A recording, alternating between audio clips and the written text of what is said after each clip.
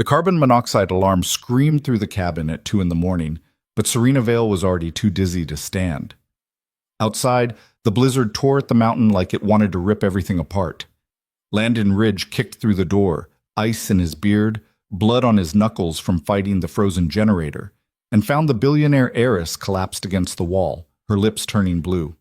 This wasn't supposed to be how either of them died, not on this god-forsaken ridge, not for a family that had thrown her away like garbage, not before they'd even figured out what the hell they were building together. If you want to see how a single father and a runaway heiress survive when the mountain tries to kill them both, stay with me until the end.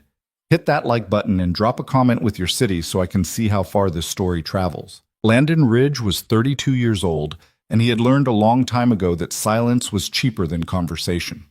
He stood on the porch of the half-rebuilt cabin, hammer in one hand, coffee gone cold in the other, watching the black SUV tear up the gravel road like it was being chased. It wasn't. Nobody came up this mountain in late November unless they were lost or running from something, and that SUV didn't look lost. The vehicle skidded to a stop 20 feet from the porch, spitting gravel and mud across the clearing. The engine cut. The driver's door opened, and a man in a suit stepped out. Dark jacket, no tie. The kind of guy who looked like he spent his weekends at a gun range. He didn't say anything. Just stood there with his arms crossed, staring at Landon like he was waiting for permission. Landon didn't give it. He set the coffee mug on the porch rail and kept his eyes on the SUV. The back door opened. She came out slow, like she was giving herself time to decide whether this was real or some kind of punishment she could still talk her way out of. 30 years old, maybe. Long dark coat, boots that had never seen mud before today, and a face that was too sharp to be soft but too tight to be calm. Her eyes scanned the cabin, the woods, the sky, and then landed on Landon with the kind of look that said she'd already figured out he wasn't going to make this easy. "This is it?" she said, her voice cut through the cold air like a blade. Landon didn't answer right away. He took his time looking at her, then at the man in the suit, then back at her. "Depends what you're asking." She walked toward the porch, her boots crunching on the gravel. The man in the suit stayed by the SUV, watching. "This cabin," she said. "This is the property owned by the Vale Family Trust?" "Yeah." "And you're the contractor?" "Yeah." She stopped at the bottom of the steps, looked up at him, and for just a second something flickered across her face, something that wasn't anger or arrogance, something closer to exhaustion, but it was gone before Landon could name it. "My name is Serena Vale. I'm here to stay." Landon set the hammer down on the porch rail next to the coffee. "No, you're not." Her jaw tightened. "Excuse me?" "You heard me. This place isn't set up for guests. No heat in half the rooms, no running water after 6 o'clock, and the road's going to close in 2 weeks when the snow hits hard. You don't want to be here." "I didn't ask what I want," Serena said, her voice flat and cold. "I told you I'm staying." The man in the suit cleared his throat. "Miss Vale's father has arranged for her to remain on the property for the winter. All the paperwork's been filed. You'll continue your work as contracted, and she'll be staying in the main cabin." Landon looked at the man, then back at Serena. "Your father sent you up here?" "My father," Serena said slowly, like the words tasted bad, "decided I needed to learn a lesson." "What kind of lesson?" "The kind that involves isolation, manual labor, and no access to my credit cards." She smiled, but it didn't reach her eyes. "He thinks if I spend a winter freezing my ass off on a mountain, I'll come back grateful and obedient." Landon studied her for a long moment. There was something in the way she said it, like she was reading from a script she didn't believe in. "And you're just going along with it? Do I look like I have a choice?" The man in the suit stepped forward, pulling an envelope from his jacket. "Mr. Ridge, this is a letter from the Trust's legal team. It outlines the arrangement. Miss Vale will be residing here until spring. You'll continue your restoration work and provide basic assistance as needed. You'll be compensated for any additional time or materials." Landon didn't take the envelope. "I didn't sign up to babysit a billionaire." Serena's eyes flashed. "I don't need a babysitter." "Then what do you need?" "A place to stay," she said. "That's it. You do your work, I'll stay out of your way, and in 6 months we'll both walk away and never think about this again." Landon shook his head. You really think you're going to last 6 months up here? I guess we'll find out. The man in the suit handed the envelope to Landon, who finally took it, more to get the guy to back off than anything else. Her bags are in the trunk, the man said. I'll bring them up. Don't bother, Landon said. She can carry her own bags. Serena's mouth twitched. Not quite a smile, not quite a grimace. Fine. The man in the suit looked like he wanted to argue, but Serena waved him off. It's fine, Marcus. Just go. Marcus hesitated, then nodded. He got back in the SUV, started the engine, and backed down the gravel road without another word. Serena stood there in the clearing, watching the vehicle disappear around the bend, and for the first time since she'd arrived, she looked small. Landon walked down the porch steps and stopped a few feet from her. You got a suitcase in that trunk? Or did they just dump you here with the clothes on your back? I have bags, Serena said. 3 of them. 3? I didn't know what to pack for a mountain prison. Landon almost laughed. Almost. Instead, he walked past her to the SUV and popped the trunk. Inside were 3 expensive-looking suitcases, the kind that probably cost more than his truck. He grabbed 2 of them, hefted them onto his shoulders, and started walking back toward the cabin. Wait, Serena called after him. Where are you going? Inside, Wendy's, Landon said. Unless you'd rather sleep out here. She grabbed the 3rd suitcase and followed him up the steps. The cabin door was already open. Landon didn't believe in locking things when there was nobody around to steal them, and he pushed it wider with his boot. Inside, the place looked like what it was, a construction zone. Half the floorboards were new, half were old and warped. The walls were stripped down to bare wood in some places, freshly painted in others. There was a wood stove in the corner, a folding table with blueprints spread across it, and a sleeping bag on the floor near the stove. Serena stepped inside and looked around. This is it? This is it. Where's the furniture? There isn't any. I'm fixing the structure first. Furniture comes later. She set her suitcase down and crossed her arms. Where am I supposed to sleep? Landon dropped her other 2 bags on the floor. There's a bedroom in the back. No heat, but the roof doesn't leak. You'll need to bring blankets. And the bathroom?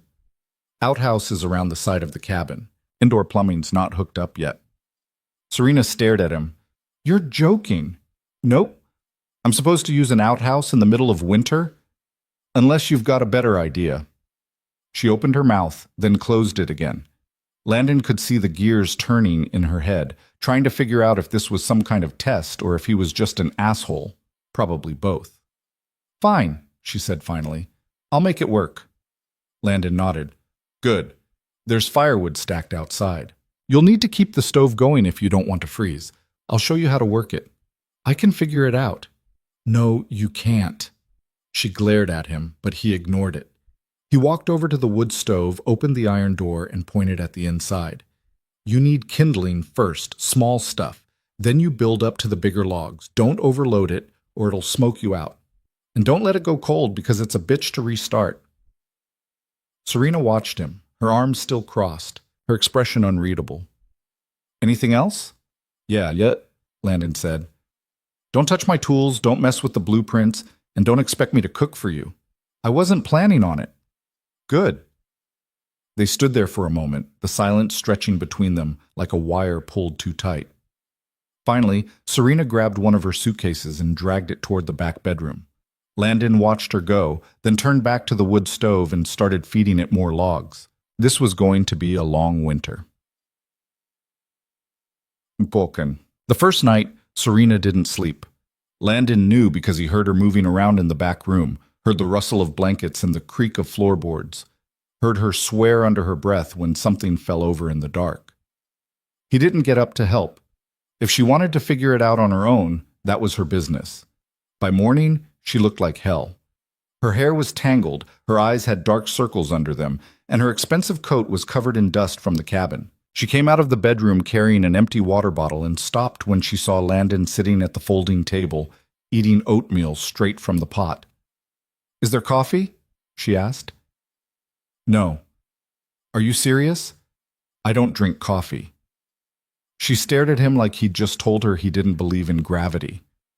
How do you live? I wake up and get to work, Landon said. You should try it.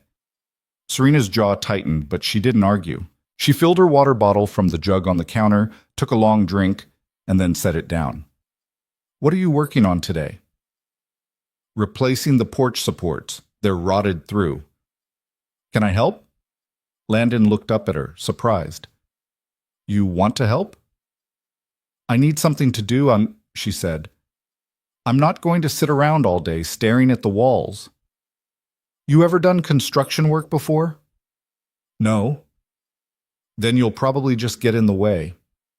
Her eyes flashed, and for a second, Landon thought she was going to snap at him, but instead she just nodded.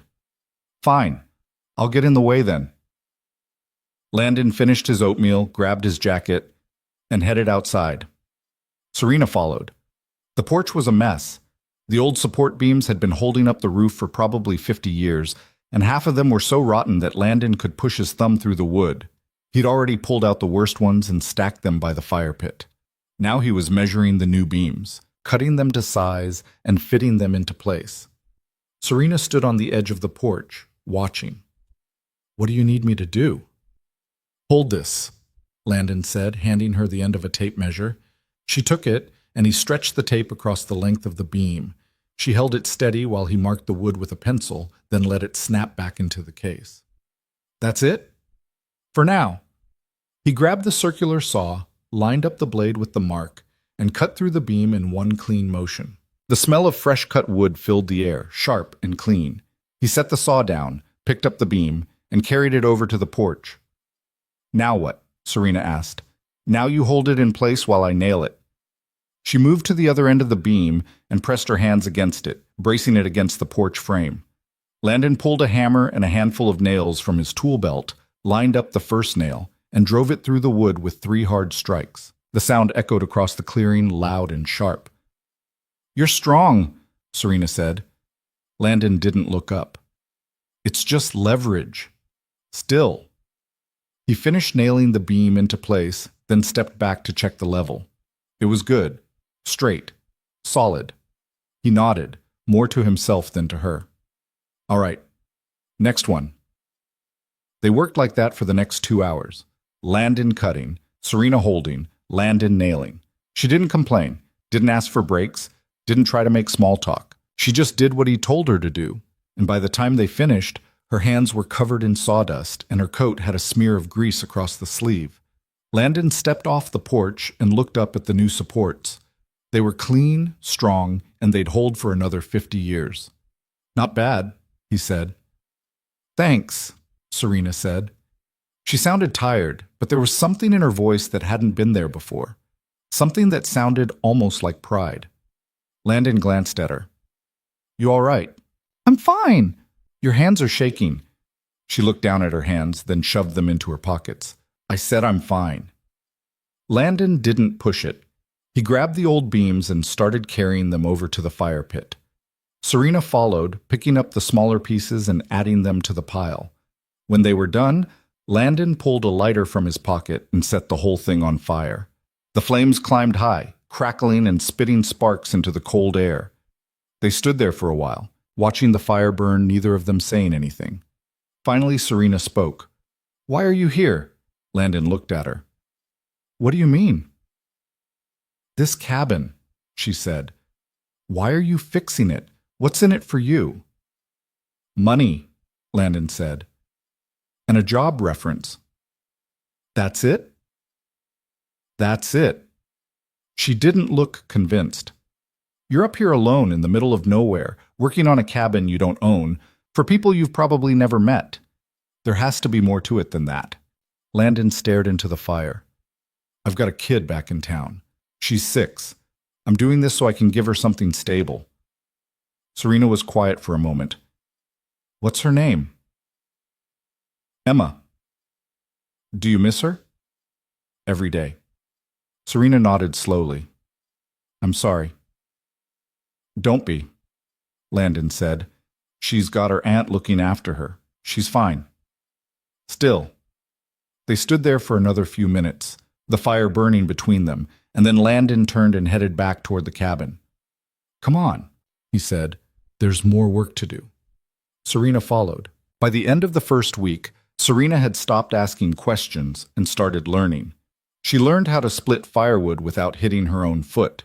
She learned how to sand down rough edges on the window frames without tearing up the wood. She learned that Landon didn't talk much, but when he did, it was because he had something worth saying. And Landon learned that Serena was tougher than she looked. She didn't complain about the cold, didn't whine about the outhouse, didn't ask for special treatment. She worked until her hands were raw, ate cold canned soup without comment, and fell asleep on the hard floor of the back bedroom without asking for a mattress. But she also had a temper. Landon discovered that on the 8th day, when the well pump failed, he was in the crawl space under the cabin trying to figure out why the water had stopped flowing when he heard Serena swearing above him. He crawled out, brushed the dirt off his jeans, and found her standing in the kitchen, holding an empty bucket. "What's wrong?" he asked. "The water's not working," she said. "I know. The pump's out. Can you fix it?" "I'm trying." "How long is it going to take?" "I don't know." She slammed the bucket down on the counter. "That's not an answer." Landon wiped his hands on his jeans and looked at her. "It's the only answer I've got." "This is insane," Serena said. "We're in the middle of nowhere with no running water, no heat, no phone service, and you don't even know if you can fix it?" "Welcome to the mountain," Landon said. She glared at him. "You think this is funny?" "No." "Then why are you smiling?" Landon realized he was. He didn't know why. Maybe because she looked so furious, so out of place, so completely unprepared for the reality of what her father had dumped her into. "I'm not smiling." "Yes, you are." "All right, fine. I am. But only because you're acting like this is my fault.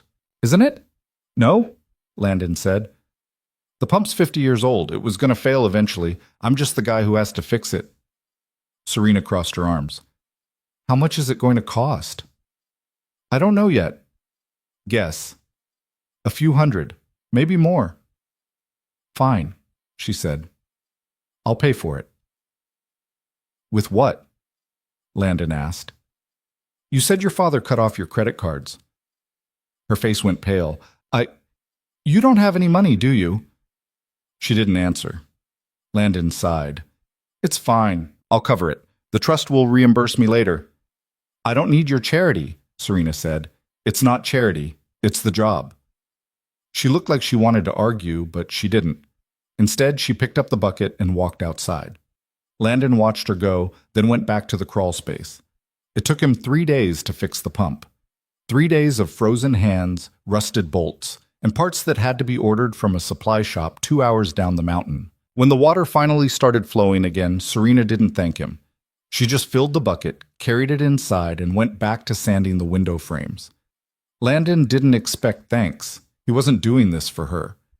But that night, when he came inside after chopping firewood, he found a plate of food waiting for him on the folding table. Canned stew, heated over the wood stove, with a piece of bread on the side. It wasn't much, but it was something. He ate it standing up, and when he was done, he washed the plate and left it on the counter. Serena didn't say anything, neither did he, but something had shifted. The snow came 2 weeks later, fast and heavy, turning the mountain into a wall of white. The road closed. The phone lines went dead. The only sound was the wind screaming through the trees like it was trying to tear the whole world apart. Landon had been through winters like this before. He knew how to ration food, how to keep the fire going, how to survive when the outside world disappeared. But Serena didn't, and he could see it in her eyes, the slow, creeping realization that she was trapped. "How long will the snow last?" she asked one night, staring out the window at the white blur beyond the glass. "Could be a week," Landon said. "Could be a month." "A month?" "Maybe longer." She didn't say anything after that. Just stood there, watching the storm, her arms wrapped around herself like she was trying to hold something together. Landon left her alone. But later that night, when the wind died down and the cabin was quiet, he heard her crying in the back room. Soft, muffled, like she didn't want him to hear. He thought about going to check on her, thought about saying something, but he didn't, because he knew that some things couldn't be fixed with words. The crying stopped after a while, but Landon didn't sleep. He lay in his sleeping bag near the wood stove, listening to the wind hammer against the cabin walls, listening to the fire crackle and pop, listening to the silence from the back room that felt heavier than any sound. He told himself it wasn't his problem. Serena Vale was a grown woman who'd gotten herself into this mess. And if she couldn't handle a little isolation and cold, that was on her, not him. But the truth was harder than that, and Landon knew it. The truth was that nobody deserved to be thrown away like garbage. Not even a billionaire who probably had more money in her bank account than he'd see in his entire life. Her father had sent her up here to break her, and Landon was starting to realize that maybe she was already halfway broken before she ever stepped out of that SUV. By morning, the snow had piled 3 feet high against the cabin door. Landon had to shove it open with his shoulder, pushing through the drift until he could wedge himself outside. The cold hit him like a fist, sharp and mean, and he pulled his jacket tighter as he waded through the snow toward the woodpile.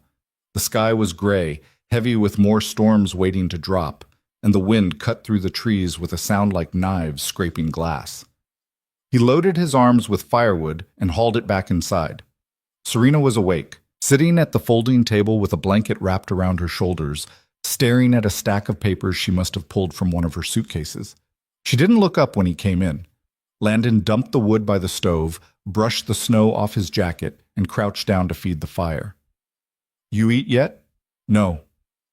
"There's oatmeal in the cupboard. I'm not hungry." He glanced over at her. She looked thinner than she had 2 weeks ago, her face gaunt, her eyes hollow.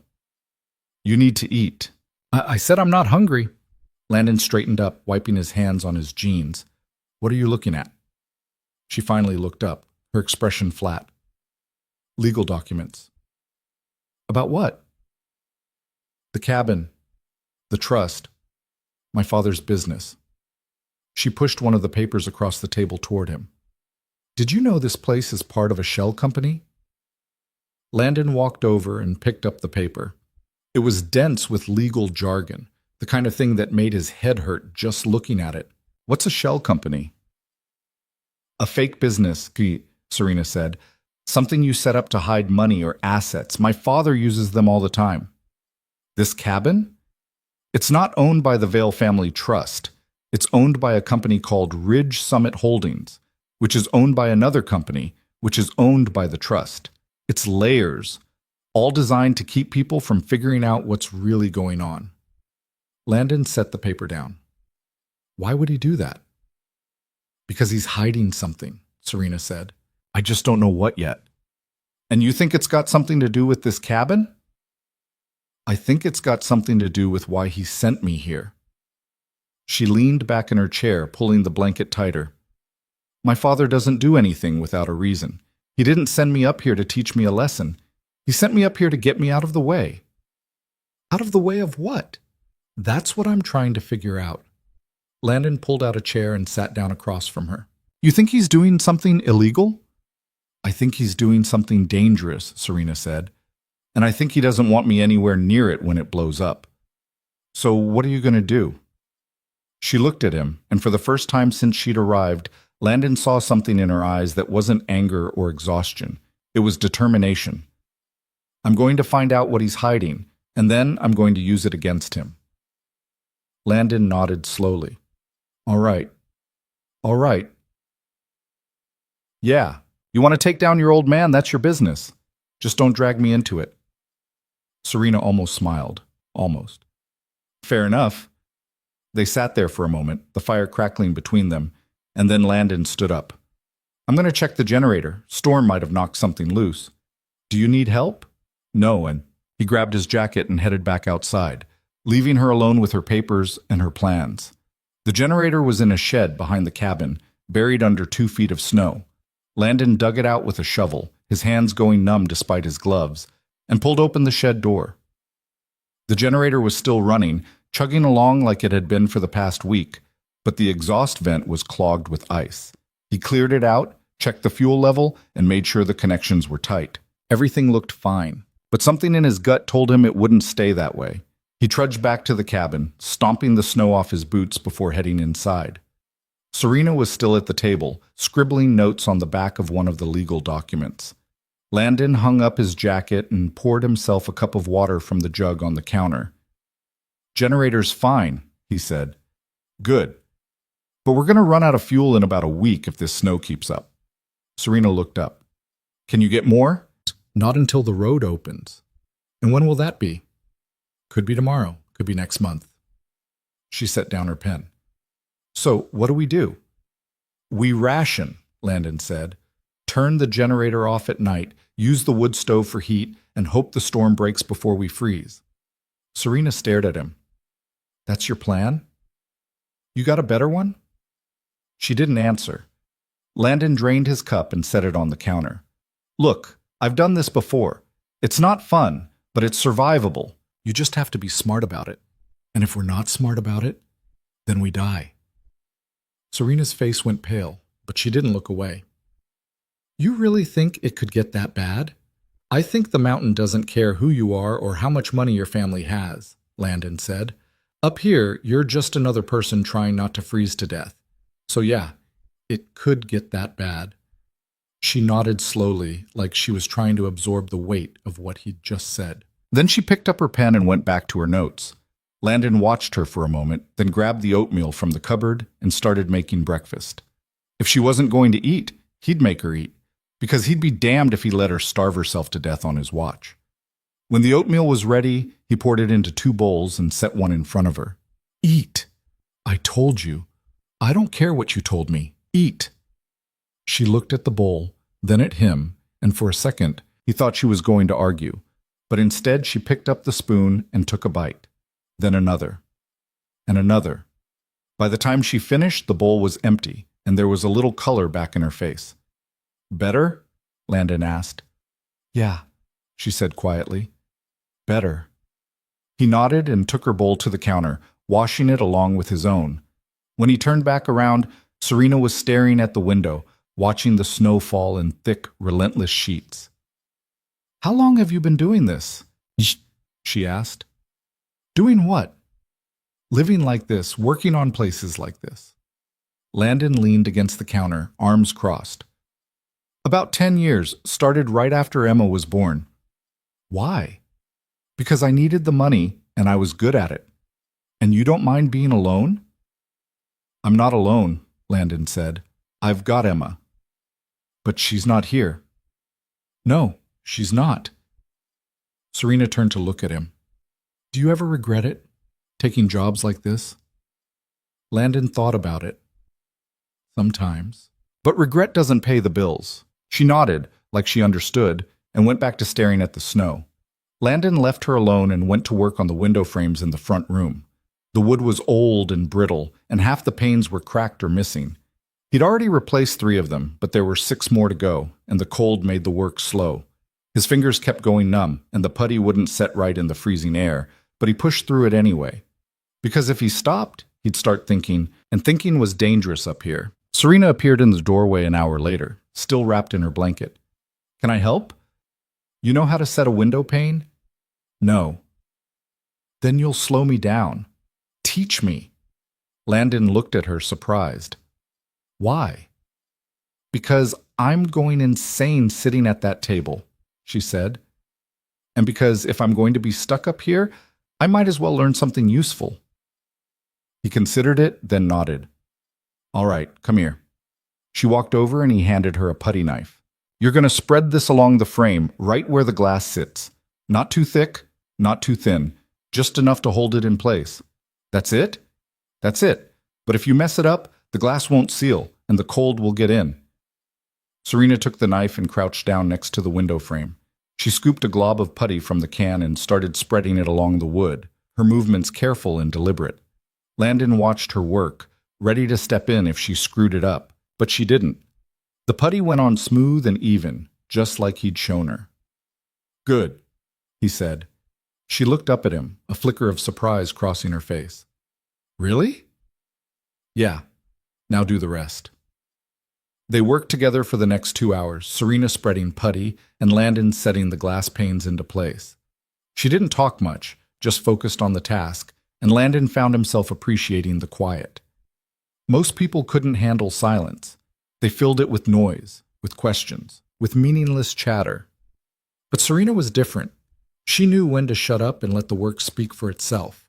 By the time they finished, the sun was starting to set, casting long shadows across the snow. Landon stepped back and looked at the window. It wasn't perfect. There were a few spots where the putty was a little uneven, but it was solid. It would hold. "Not bad," he said. Serena stood up, wiping her hands on her jeans. "Thanks." "For what?" "For letting me help." Landon shrugged. "You did the work. I just told you how." She smiled, just a little, and it was the first real smile he'd seen from her since she'd arrived. It didn't last long, just a second, maybe two, but it was there, and it made her look like a completely different person. That night, after they'd eaten and the fire was banked for the evening, Serena pulled out more of her legal documents and spread them across the table. Landon sat on the floor near the stove, sharpening his knife, half listening as she muttered to herself about shell companies and offshore accounts and corporate liability. "You ever think about just walking away?" he asked. She looked up. "From what?" "All of it. Your family, the money, the legal battles. Just walking away and starting over." Serena was quiet for a long moment. "Every day." "So why don't you?" "Because if I walk away, he wins," she said, "and I'm not going to let him win." Landon nodded. He understood that. Pride was a hell of a motivator. "What's he done to you?" "What hasn't he done?" Serena said bitterly. "He's controlled every part of my life since I was a kid. Who I talked to, where I went to school, what job I was allowed to have. And when I finally tried to do something on my own, when I tried to build something that wasn't his, he tore it apart and told me I was ungrateful." "What did you try to build?" "A charity," she said, "for kids who aged out of foster care. I used my own money, my own time, and it was working. We helped hundreds of kids find housing, find jobs, find a future, and then my father found out I was using Vail family connections to raise funds, and he shut it down. Told the board I was embezzling, told the press I was incompetent, destroyed everything I'd worked for in less than a week." Landon set down his knife. "That's brutal. That's my father. And now you're here. And now I'm here," Serena said, "exiled to a mountain cabin because I had the audacity to stand up to him at a board meeting. He told me if I wanted to pretend I could survive on my own, he'd give me the chance. 6 months on this mountain with no money, no connections, no help. If I make it through the winter, he'll consider letting me back into the family business. If I don't..." "You don't what?" "I don't know," she said. "He didn't tell me. Maybe I just disappear." Landon stared at her. "You think he'd actually hurt you?" "I think he'd do whatever it takes to protect his empire," Serena said. "And if that means getting rid of me, then yeah, he'd hurt me." The cabin was silent except for the crackle of the fire. Landon picked up his knife again, testing the edge with his thumb. "Then we make sure you survive." Serena looked at him, her eyes wide. "Why would you help me?" "Because your father's an asshole," Landon said. "And because you're not as useless as you think you are." She laughed, sharp and sudden, and it echoed through the cabin like a gunshot. "That might be the nicest thing anyone said to me in years. Don't get used to it." She went back to her papers, and Landon went back to sharpening his knife, and the night settled in around them like a heavy blanket. The next morning, the well pump failed again. Landon was outside chopping firewood when he heard Serena yelling from inside the cabin. He dropped the axe and ran up the porch steps, pushing through the door to find her standing in the kitchen, water pooling around her feet. "What happened?" he asked. "The pipe burst," she said, pointing at the wall. Water was spraying from a crack in the old copper pipe, soaking the floor and the lower half of the wall. "I turned on the faucet, and it just exploded." Landon swore under his breath and ran back outside to the crawl space. He found the main shutoff valve and cranked it closed, cutting off the water flow. The spraying stopped, but the damage was already done. He crawled back out and went inside to survey the mess. Serena was on her hands and knees trying to mop up the water with towels. "I'm sorry, she said. "I didn't know." "It's not your fault," Landon said. "The pipes are ancient. They were going to go eventually." "Can you fix it?" "Yeah, but it's going to take time, and I don't have the parts up here. So what do? "We haul water from the creek," Landon said, "and we pray the snow melts before we run out of buckets." Serena looked at him, her face pale. The creek? In this weather? You got a better idea? She didn't. For the next 3 days, they hauled water. Landon led the way, trudging through waist-deep snow to the creek, a quarter-mile from the cabin, and Serena followed, carrying empty buckets that felt like they weighed 100 pounds by the time they made it back. The work was brutal. The cold bit through their gloves. The snow soaked through their boots, and the wind screamed at them like it was trying to drive them back inside. But they kept going because the alternative was dying of thirst. On the third day, Serena's hands were so raw and blistered that she could barely grip the bucket handle. Landon saw her wince as she set the bucket down on the cabin floor, saw the way she cradled her hands against her chest, and he grabbed her wrist before she could pull away. "Let me see," he said. "I'm fine." "You're not fine. Let me see." She hesitated, then uncurled her fingers. The skin was red and cracked, bleeding in places where the blisters had burst. Landon swore under his breath and went to his first aid kit, pulling out a roll of gauze and a tube of ointment. "Sit down," he said. Serena sat at the table and Landon knelt in front of her, taking her hands in his. He spread the ointment over the blisters, his touch careful and gentle, and then wrapped her hands in gauze. She didn't say anything, just watched him work, her breath coming slow and steady. "You should have told me it was this bad," Landon said. "I didn't want to slow you down." "You're not slowing me down." "I feel like I am." Landon looked up at her. "You're hauling water through a blizzard with blistered hands and frozen feet, and you haven't complained once. That's not slowing me down. That's keeping up." Serena's eyes glistened, and for a second Landon thought she might cry. But she didn't. She just nodded, her jaw tight, and pulled her hands back. "Thank you. Don't mention it." He stood up and put the first aid kit away, and Serena stayed at the table, staring at her bandaged hands. Landon went back outside to chop more firewood, and when he came back in an hour later, he found a pot of soup heating on the wood stove and Serena asleep at the table, her head resting on her arms. He didn't wake her, just ladled out a bowl of soup, ate it standing up, and then threw a blanket over her shoulders before heading to bed. The snow finally stopped 4 days later, but the damage was done. The road was buried under 6 feet of drifts, the phone lines were down, and the generator was running on fumes. Landon did the math in his head and figured they had maybe 3 more days of fuel, maybe 4 if they were careful. After that, they'd be running on the wood stove alone. He told Serena the news over breakfast, and she took it better than he expected. "So we ration the generator," she said. "Turn it off during the day, only use it at night for the lights." "That's the plan." "And if we run out of fuel before the road opens?" "Then we make do." She nodded, like she'd already accepted it, and went back to her legal documents. Landon watched her for a moment, impressed despite himself, and then went outside to check the perimeter. The snow had drifted against the cabin walls, piling up so high that it nearly reached the windows. He spent the next 2 hours digging it out, his back screaming and his hands going numb, but he didn't stop. Because if the snow collapsed the walls, they were both dead. Serena came out to help halfway through, and together they cleared the worst of it. By the time they finished, the sun was setting, casting the snow in shades of pink and gold. They stood there for a moment, breathing hard, their breath fogging in the cold air. "It's beautiful, Serena said. Landon looked at her surprised. "What is?" "This." She gestured at the mountains, the snow, the sky, all of it. "It's brutal and terrifying, and it's trying to kill us, but it's also beautiful." Landon followed her gaze. He'd been looking at these mountains for months now, but he'd stopped seeing them somewhere along the way. Now standing next to Serena, he saw them again. The way the light caught the peaks, the way the snow sparkled like broken glass, the way the whole world seemed to hold its breath in the cold. "Yeah," he said quietly, "it is." They went back inside, and Landon started the fire while Serena made dinner. They ate in silence, too tired to talk, and then Serena pulled out her papers again while Landon sat by the stove, mending a tear in his jacket. "I think I found it," Serena said suddenly. Landon looked up. "Found what?" "The deal my father's hiding."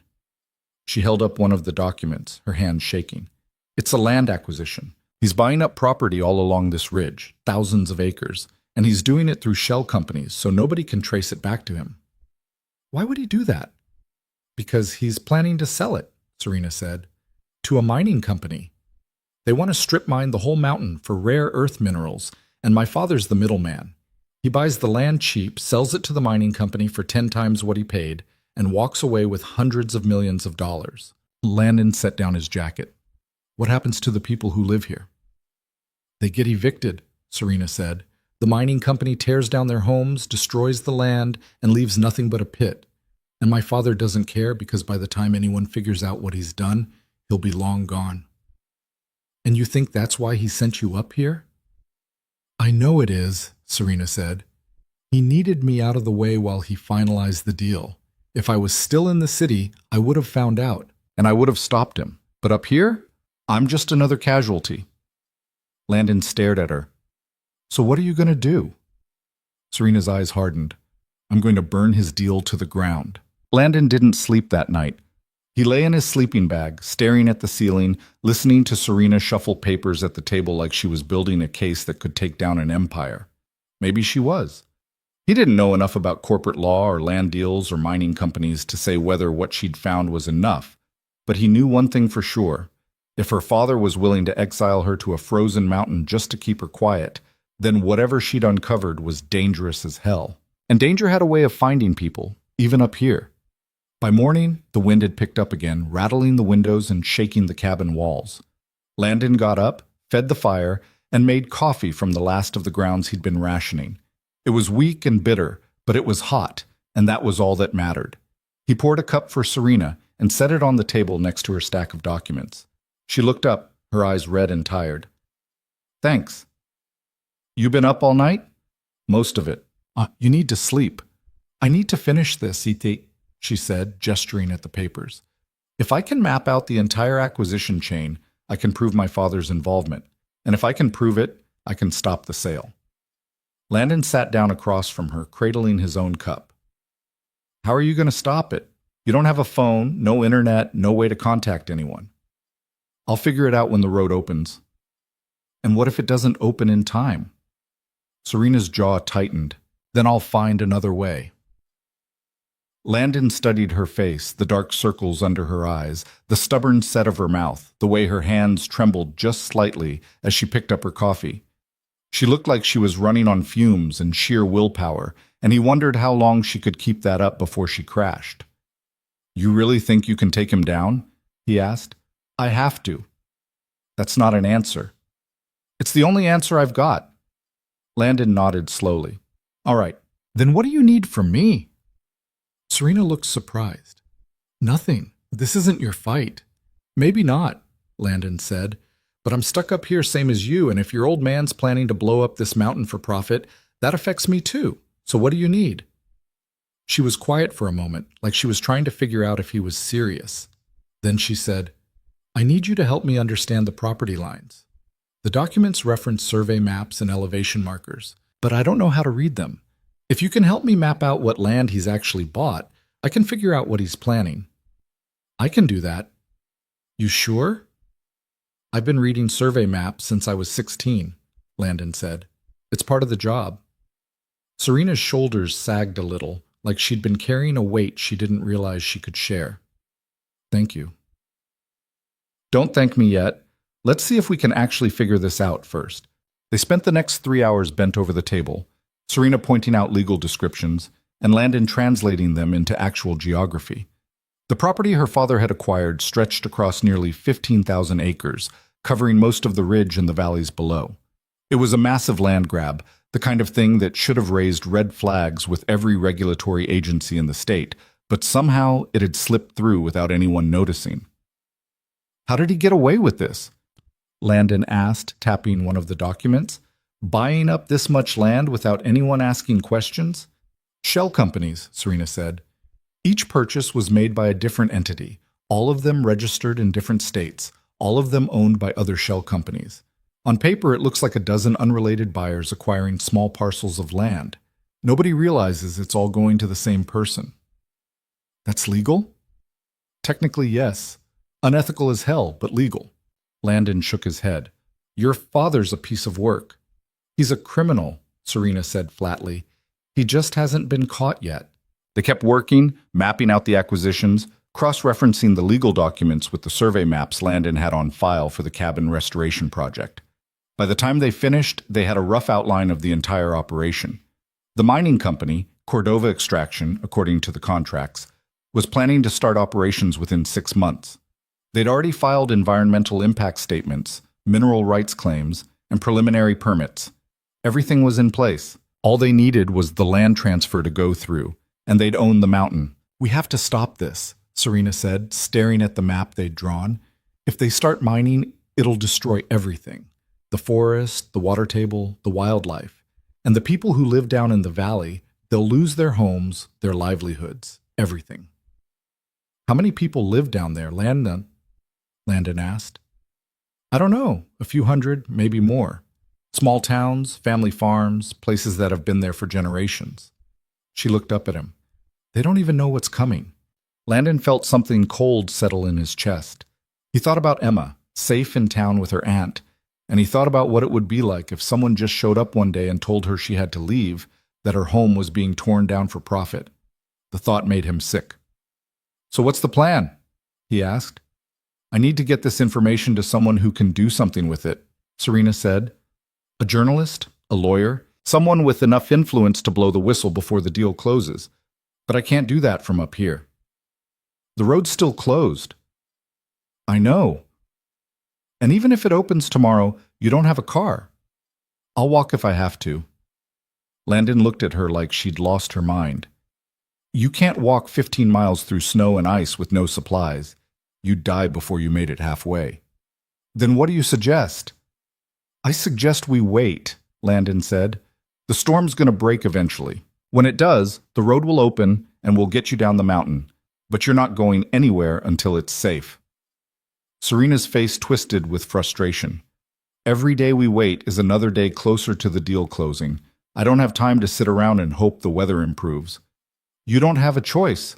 "There's always a choice." "Not this time," Landon said, his voice hard. "You try to leave now, you'll end up frozen in a ditch, and all this work you've done will be for nothing. So you're going to wait, and you're going to trust me when I tell you it's the right call." Serena glared at him, her hands clenched into fists, and for a second Landon thought she was going to argue. But then she let out a long breath and slumped back in her chair. "Fine, we wait." "Good." They didn't talk much after that. Serena went back to her papers, and Landon went outside to check the generator. The fuel tank was almost empty, just like he'd feared. He did the math again and figured they had maybe 2 more days, 3 if they stretched it. After that, they'd be down to the wood stove and whatever daylight made it through the windows. He stood there for a long time, staring at the empty fuel gauge, and then he heard footsteps crunching through the snow behind him. He turned to find Serena standing a few feet away, her arms wrapped around herself against the cold. "How bad is it?" she asked. "Bad. How long do we have?" 2 days, maybe 3. She nodded, like she'd been expecting it. "What happens when it runs out?" "We get cold," Landon said. "Really cold. The wood stove will keep the main room warm, but the rest of the cabin will freeze. We'll have to sleep near the fire, ration the firewood, and hope the snow melts before we run out. And if it doesn't, then we're in trouble." Serena was quiet for a moment, her breath fogging in the air. "I'm sorry." Landon frowned. "For what?" "For dragging you into this. For being here. For making everything harder than it needs to be." "You didn't drag me into anything," Landon said. "I signed up for this job. And you're not making things harder. You're just here." Still. He looked at her, really looked at her, and he saw something in her face that he hadn't seen before. Guilt. She felt guilty for being here, for existing, for taking up space. And Landon realized that she'd probably been carrying that guilt her whole life, told over and over by her father and everyone else in her world that she was a burden, a problem, something to be managed and controlled. "You don't have to apologize for existing," he said quietly. Serena's eyes glistened, and she looked away. "Sometimes it feels like I do." "Well, you don't, not to me." She didn't say anything, just stood there in the snow, and Landon turned back to the generator. He heard her footsteps retreat toward the cabin, and then the door closed, and he was alone again. That night, The temperature dropped below zero. Landon woke up shivering, his sleeping bag damp with condensation, and the fire in the wood stove had burned down to embers. He got up, added more logs, and stoked it back to life. But the cold had already seeped into the walls, into the floor, into his bones. He checked the back bedroom and found Serena curled up under every blanket she owned, her teeth chattering. "Come out here," he said. She looked up at him, her face pale. "What?" "It's warmer by the fire.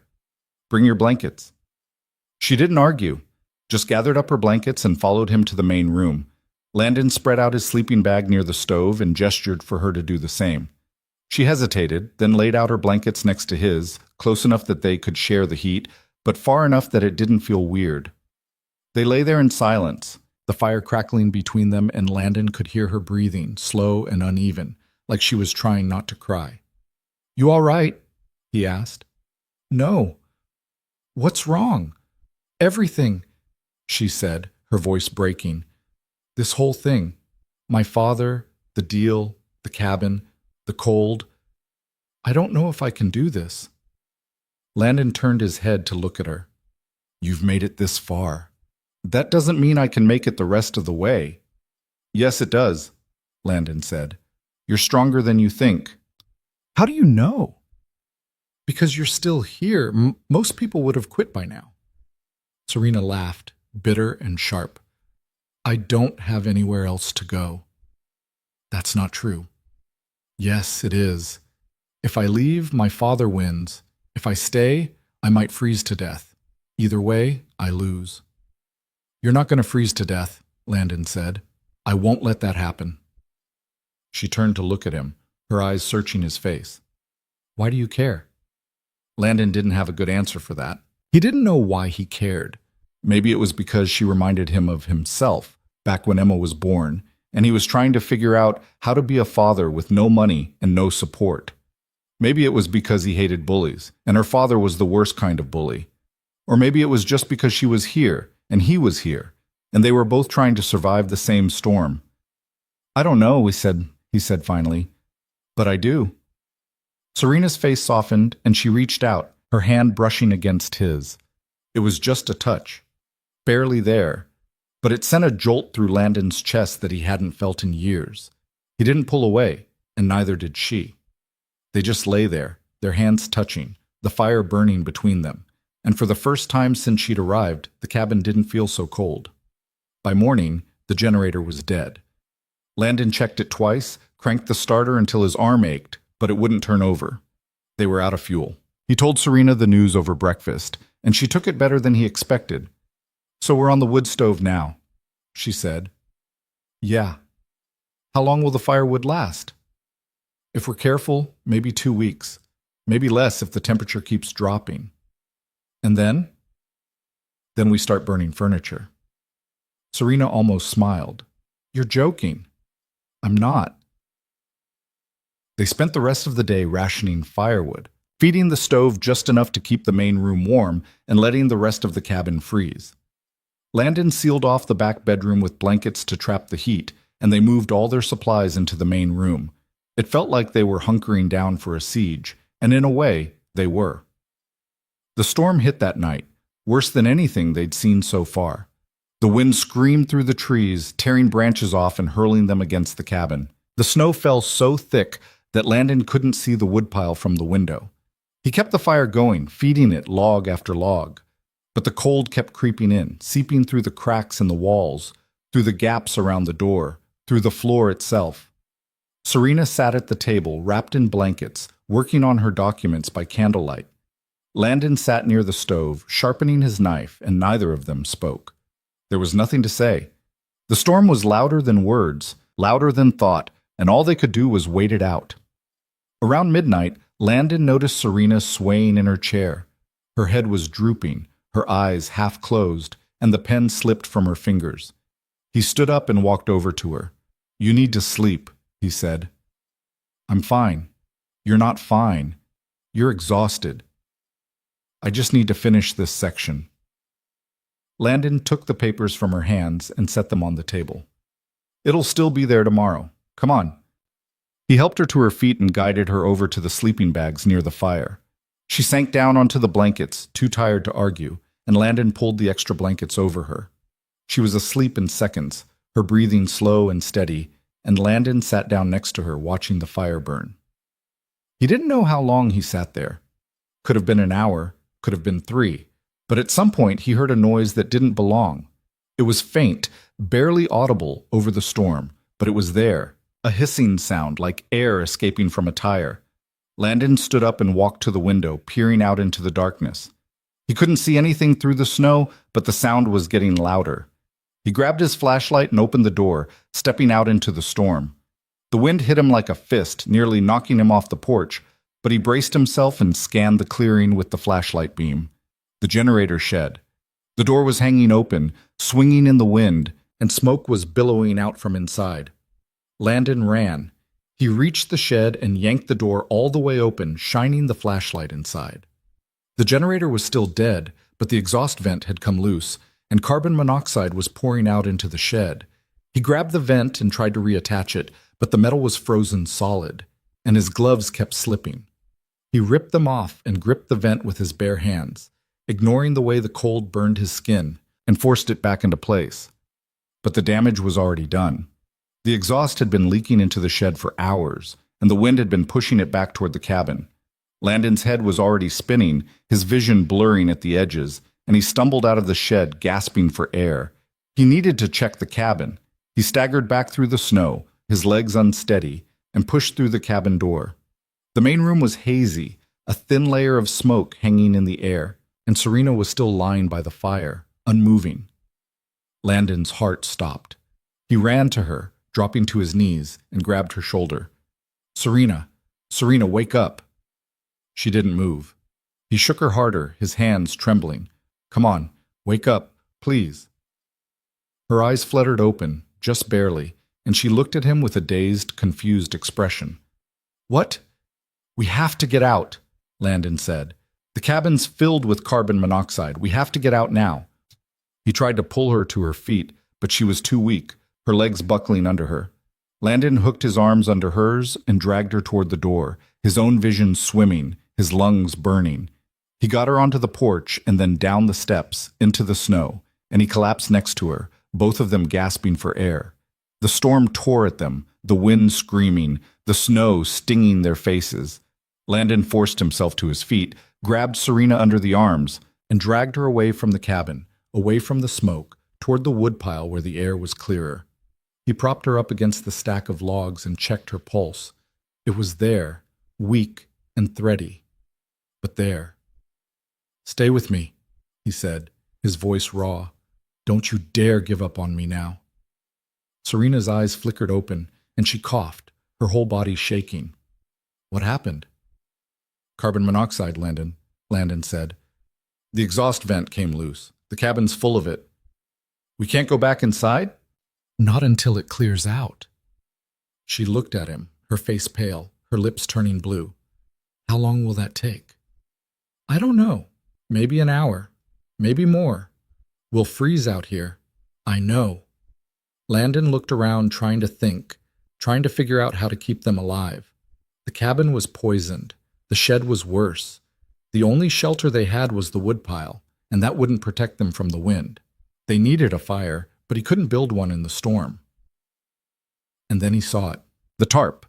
He'd used it to cover the lumber pile, and it was still there, weighted down with rocks. If he could get it off, he could use it to build a windbreak. He ran to the lumber pile, his hands numb, and started pulling the rocks off the tarp. They were frozen to the fabric, and he had to pry them loose, his fingers screaming in pain. But he got them off, one by one, and then he yanked the tarp free and dragged it back to Serena. "Help me," he said. She pushed herself up, her movements slow and clumsy, and together they stretched the tarp between the woodpile and a cluster of trees, creating a crude shelter. It wasn't much, but it blocked the worst of the wind, and that was enough. Landon grabbed an armful of firewood and started building a fire in the snow, his hands shaking so badly he could barely hold the lighter. The first 3 tries failed. The wind kept blowing out the flame, but on the 4th try the kindling caught and the fire started to grow.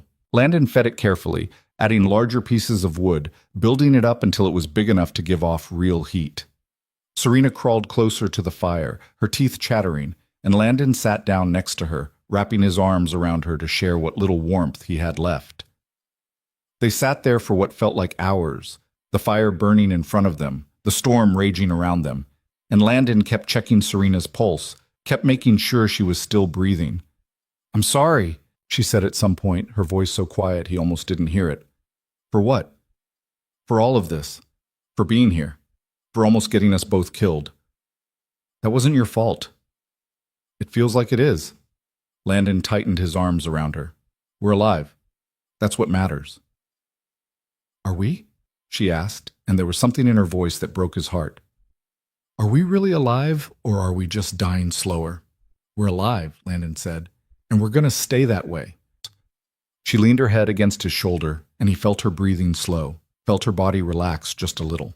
The fire crackled and popped, and the storm screamed, and Landon held her there in the snow, refusing to let go. He didn't know how long they stayed like that. The storm made time meaningless, stretching seconds into hours and hours into days. But eventually, the wind started to die down, and the snow stopped falling, and the sky began to lighten with the faint gray glow of dawn. Landon forced himself to stand, his legs stiff and aching, and walked back to the cabin. He opened the door carefully, testing the air, and found that the smoke had cleared. The carbon monoxide was gone, vented out through the cracks and gaps, and the cabin was safe again. He went back to Serena and helped her to her feet. She could barely walk, her legs shaking, her face pale as snow, but she leaned on him, and together they made it back inside. Landon got the fire going again, fed it until the room was warm, and then he wrapped Serena in every blanket he could find. "Rest," he said. "I'm okay." "You're not okay. Rest." She didn't argue, just closed her eyes and let herself sink into the blankets, and within minutes she was asleep. Landon sat down at the table, his hands still trembling, and stared at the stack of legal documents Serena had been working on. They were covered in notes, diagrams, calculations, all written in her careful handwriting. She'd been building a case, piece by piece, trying to save a mountain and the people who lived on it, and she'd almost died doing it. And Landon realized, sitting there in the quiet cabin with the fire crackling and Serena breathing softly nearby, that he would do whatever it took to make sure she finished what she'd started, because she deserved that much. And so did the mountain. Serena slept for 14 hours straight. Landon checked on her every hour, making sure she was still breathing, still warm, still alive. Each time he found her chest rising and falling steadily, he felt something loosen in his own chest, something that had been wound too tight since he'd dragged her out of that smoke-filled cabin. When she finally woke up, it was late afternoon and the light coming through the windows was thin and gray. She sat up slowly, wincing, and Landon looked over from where he'd been repairing the exhaust vent. "How do you feel?" he asked. "Like I got hit by a truck." Her voice was hoarse, raw. "What happened to your hands?" Landon looked down. His fingers were wrapped in bandages, the skin underneath blistered and torn from fighting with frozen metal in the middle of the storm. "Frostbite. It's not bad." "That's bad, Landon. I've had worse." She pushed herself to her feet, swaying a little, and walked over to him. Without asking, she took his hands in hers and carefully unwrapped the bandages. The skin was angry red in places, white and waxy in others, and some of the blisters had burst. She made a small sound in the back of her throat. "We need to rewrap these properly," she said. "They're fine." "They're not fine. Sit down." Landon sat. Serena went to the first aid kit and came back with clean gauze, antibiotic ointment, and medical tape. She knelt in front of him and took his right hand first, cleaning the wounds with a gentleness he hadn't expected. Her own hands were still bandaged from hauling water, but she worked carefully, methodically, like she'd done this before. "Where'd you learn first aid?" he asked. "My mother," Serena said quietly. "Before she died, she used to volunteer at a free clinic. She'd come home and practice on me, teaching me how to clean wounds, how to wrap bandages, how to check for signs of infection. She said everyone should know how to take care of people." "How old were you when she died?" 12. Landon watched her work, saw the way her jaw tightened when she said it, the way her hands moved a little faster like she was trying to outrun the memory. "I'm sorry. It was a long time ago." "Doesn't make it easier." She finished wrapping his right hand and moved to his left. No, it doesn't. They were quiet for a while, the only sound the crackle of the fire and the wind still moaning outside. When Serena finished, she sat back on her heels and looked up at him. "You saved my life," she said. "You would have done the same." "I don't know if I would have. I don't know if I could have." Landon pulled his hands back, flexing his fingers carefully. "You're stronger than you think." "You keep saying that." "Because it's true." Serena stood up, wrapping her arms around herself. "I keep thinking about what would have happened if you hadn't woken up, if you hadn't noticed the exhaust leak. We'd both be dead right now. But we're not. But we could have been. And for what? So my father can sell this mountain to a mining company? So he can make another few $100 million he doesn't need?" Her voice cracked. "It's not worth it. None of this is worth dying for." Landon stood up and walked to the window, looking out at the snow-covered ridge. "You're wrong." "How am I wrong?" "Because it's not about your father," Landon said. "It's about the people down in that valley who don't know what's coming. It's about the land itself. It's about doing the right thing even when it's hard, even when it's dangerous, even when nobody's going to thank you for it." He turned to look at her. "That's worth dying for." Serena's eyes filled with tears, but she didn't let them fall. "I don't want you to die for this. I'm not planning on it. Neither was I, but we almost did." "Almost doesn't count," Landon said. "We're still here, we're still fighting, and we're going to finish this." She wiped at her eyes with the back of her hand, smearing dirt across her cheek. "How?" "We don't have fuel, we're running out of firewood, and the road's still closed. Even if I finish mapping out my father's entire operation, I can't do anything with it from up here." "Then we get you down the mountain. You said it was too dangerous." "It was, in the middle of a blizzard. But the storm's breaking. Look!" He pointed out the window. The snow had stopped falling, and patches of blue sky were starting to show through the clouds. "Give it another day or two for the drifts to settle, and I can get you out." "How?" "Snowshoes. It's 15 miles to the main road. If we start early and move fast, we can make it before dark." Serena stared at him. "That's insane." "Yeah, it is, but it's the only option we've got." She was quiet for a long moment, chewing on her lower lip, thinking. Finally, she nodded. "All right, let's do it." "You sure?"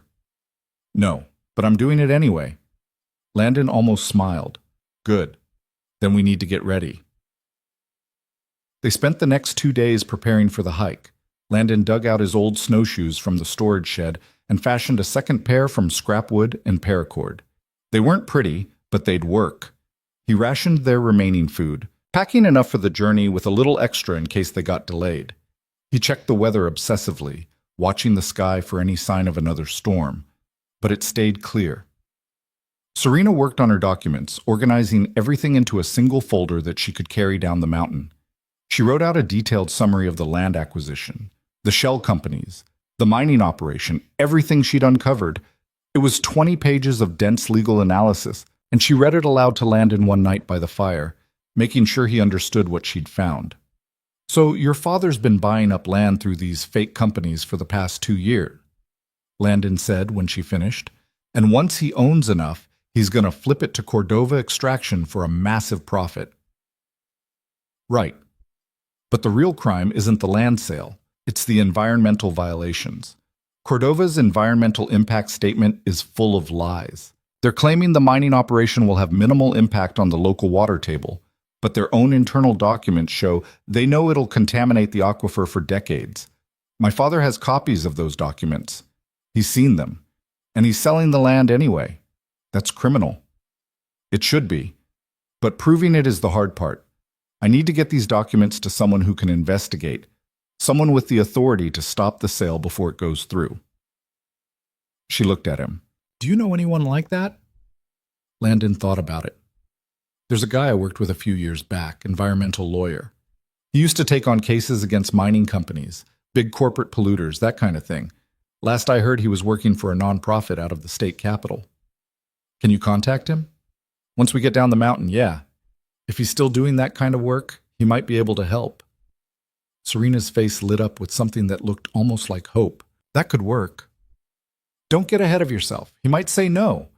Or he might not have the resources to take on something this big.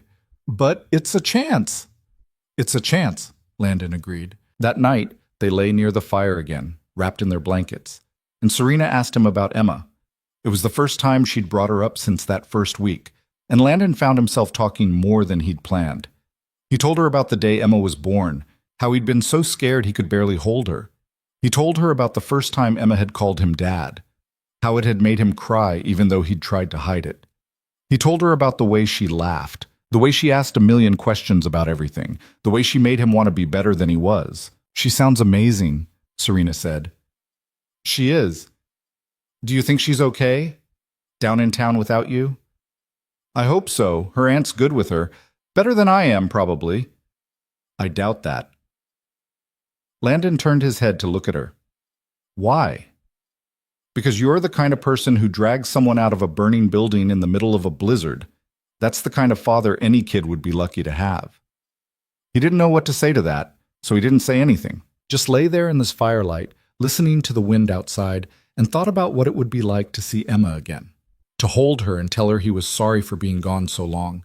To show her that he'd made it through, that he'd survived, that he'd kept his promise to come home. The next morning, Landon woke up before dawn and checked the weather one last time. The sky was clear, the wind was calm, and the temperature had risen just enough to make travel possible. It was now or never. He woke Serena gently, and she sat up, rubbing her eyes. Is it time? Yeah. They ate a quick breakfast of canned beans and stale bread, packed their supplies into 2 backpacks, and strapped on the snowshoes. Landon checked the cabin one last time, making sure the fire was out and the door was secure, and then they stepped outside into the snow. The world was white and silent, the kind of silence that felt almost holy. Landon led the way, breaking trail through the drifts, and Serena followed close behind. The snowshoes were awkward at first, making her stumble every few steps, but she got the hang of it quickly, matching his rhythm, keeping pace. They walked for hours, the sun climbing higher in the sky, the snow glittering like broken glass. Landon's hands ached inside his gloves, the frostbite burning with every movement, but he didn't slow down. They couldn't afford to. They had 15 miles to cover, and if they didn't make it to the main road before dark, they'd be in serious trouble. Around noon, they stopped to rest. Serena sat down on a fallen log, breathing hard, her face flushed. Landon handed her a water bottle, and she drank deeply. How much farther? She asked. About halfway. She groaned. My legs are killing me. You're doing good. I don't feel like I'm doing good. You're still moving. That's what matters. They rested for 10 minutes, then got back up and kept going. The trail got steeper as they descended the ridge, and Landon had to slow down, testing each step carefully to make sure the snow wasn't hiding ice underneath. Serena slipped once, catching herself on a tree branch, and Landon grabbed her arm to steady her. You all right? He asked. Yeah, just clumsy. Watch where you plant your feet. The drifts are deeper here. She nodded and kept moving, more cautious now, and they made it down the steep section without any more incidents. By mid-afternoon, they reached the valley, and Landon could see the main road in the distance, a dark ribbon cutting through the white landscape. Almost there, he said. Serena looked up, her eyes bright. Thank God. They pushed forward, covering the last few miles faster than Landon had expected. The road was plowed, the snow pushed into high banks on either side, and there were tire tracks in the slush. Someone had been through here recently. They were back in the world. Landon pulled off his snowshoes and sat down on the side of the road, exhausted. Serena collapsed next to him, leaning her head back and closing her eyes. We made it, she said. Yeah, we did. They sat there for a while, catching their breath, and then Landon stood up and started flagging down passing cars. The third one stopped, a pickup truck driven by an older man with a gray beard and kind eyes. You folks need a ride? He asked. Yeah, Landon said. We've been stuck up on the ridge. Can you take us to town? Sure thing. Hop in. They climbed into the back of the truck, and the man drove them down the mountain, the heater blasting, the radio playing some old country song Landon didn't recognize.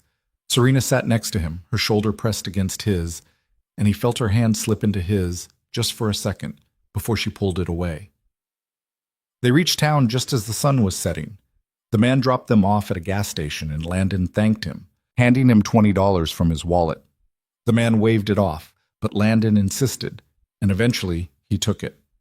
Landon and Serena stood in the parking lot, their packs at their feet, and looked around. The town was small, just a main street with a few shops and a diner, but it felt like civilization after weeks on the mountain. Landon pulled out his phone and turned it on. It had been dead for days, but there was a charging station inside the gas station, and he plugged it in while Serena used the bathroom. When his phone finally powered up, it exploded with notifications. Missed calls, voicemails, text messages.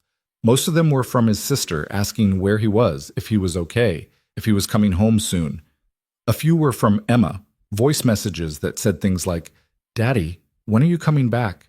and "I miss you." Landon's throat tightened, and he had to set the phone down for a second to keep his hands from shaking. Serena came out of the bathroom looking cleaner but still exhausted. "You okay?" "Yeah, just messages from home." "Is Emma all right?" "Yeah, she's fine." He picked up his phone and scrolled through the messages. "My sister's been worried, though. I need to call her." "Go ahead. I'll wait." Landon stepped outside and dialed his sister's number.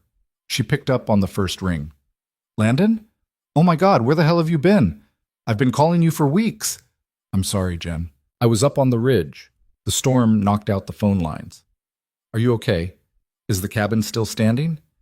"The cabin's fine. I'm fine. I'm in town now." "Thank God. Emma's been asking about you constantly. She keeps saying she wants to talk to you." "Can I talk to her?" "Yeah, hold on." There was a rustling sound, and then Emma's voice came through the phone, small and sweet and exactly what Landon needed to hear. "Daddy? Hey, sweetheart. I'm here." "Where have you been? Aunt Jen said you were stuck in the snow." "I was, but I'm okay now. I'll be home soon." "Promise?" "I promise." "Okay. I love you, Daddy." "I love you too, Em, more than anything." He talked to her for a few more minutes, telling her about the cabin and the snow and the work he'd been doing, leaving out the parts about carbon monoxide and near-death experiences. When she finally said goodbye, Landon felt something settle in his chest, something that had been loose and frantic for too long. He went back inside and found Serena sitting at a table in the gas station's tiny diner, a cup of coffee in front of her. He sat down across from her, and she pushed a second cup toward him. "Figured you could use this," she said. "Thanks." They sat there in silence for a while, drinking their coffee, and then Serena said, "I need to find a lawyer. Tonight, if possible. The longer we wait, the more time my father has to finalize the deal." "I can call my friend," Landon said. "See if he's still practicing." "Do it." Landon pulled up his contacts and found the number for Marcus Holt, the environmental lawyer.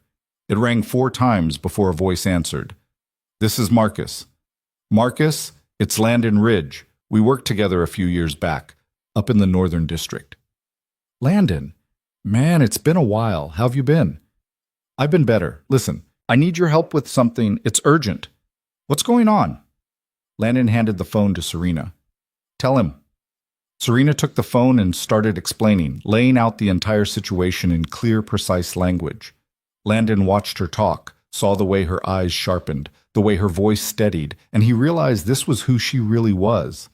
Not the broken woman who'd stumbled out of that SUV 6 weeks ago, but this, someone who could stare down a corporate empire and not blink. When she finished, there was a long pause on the other end of the line.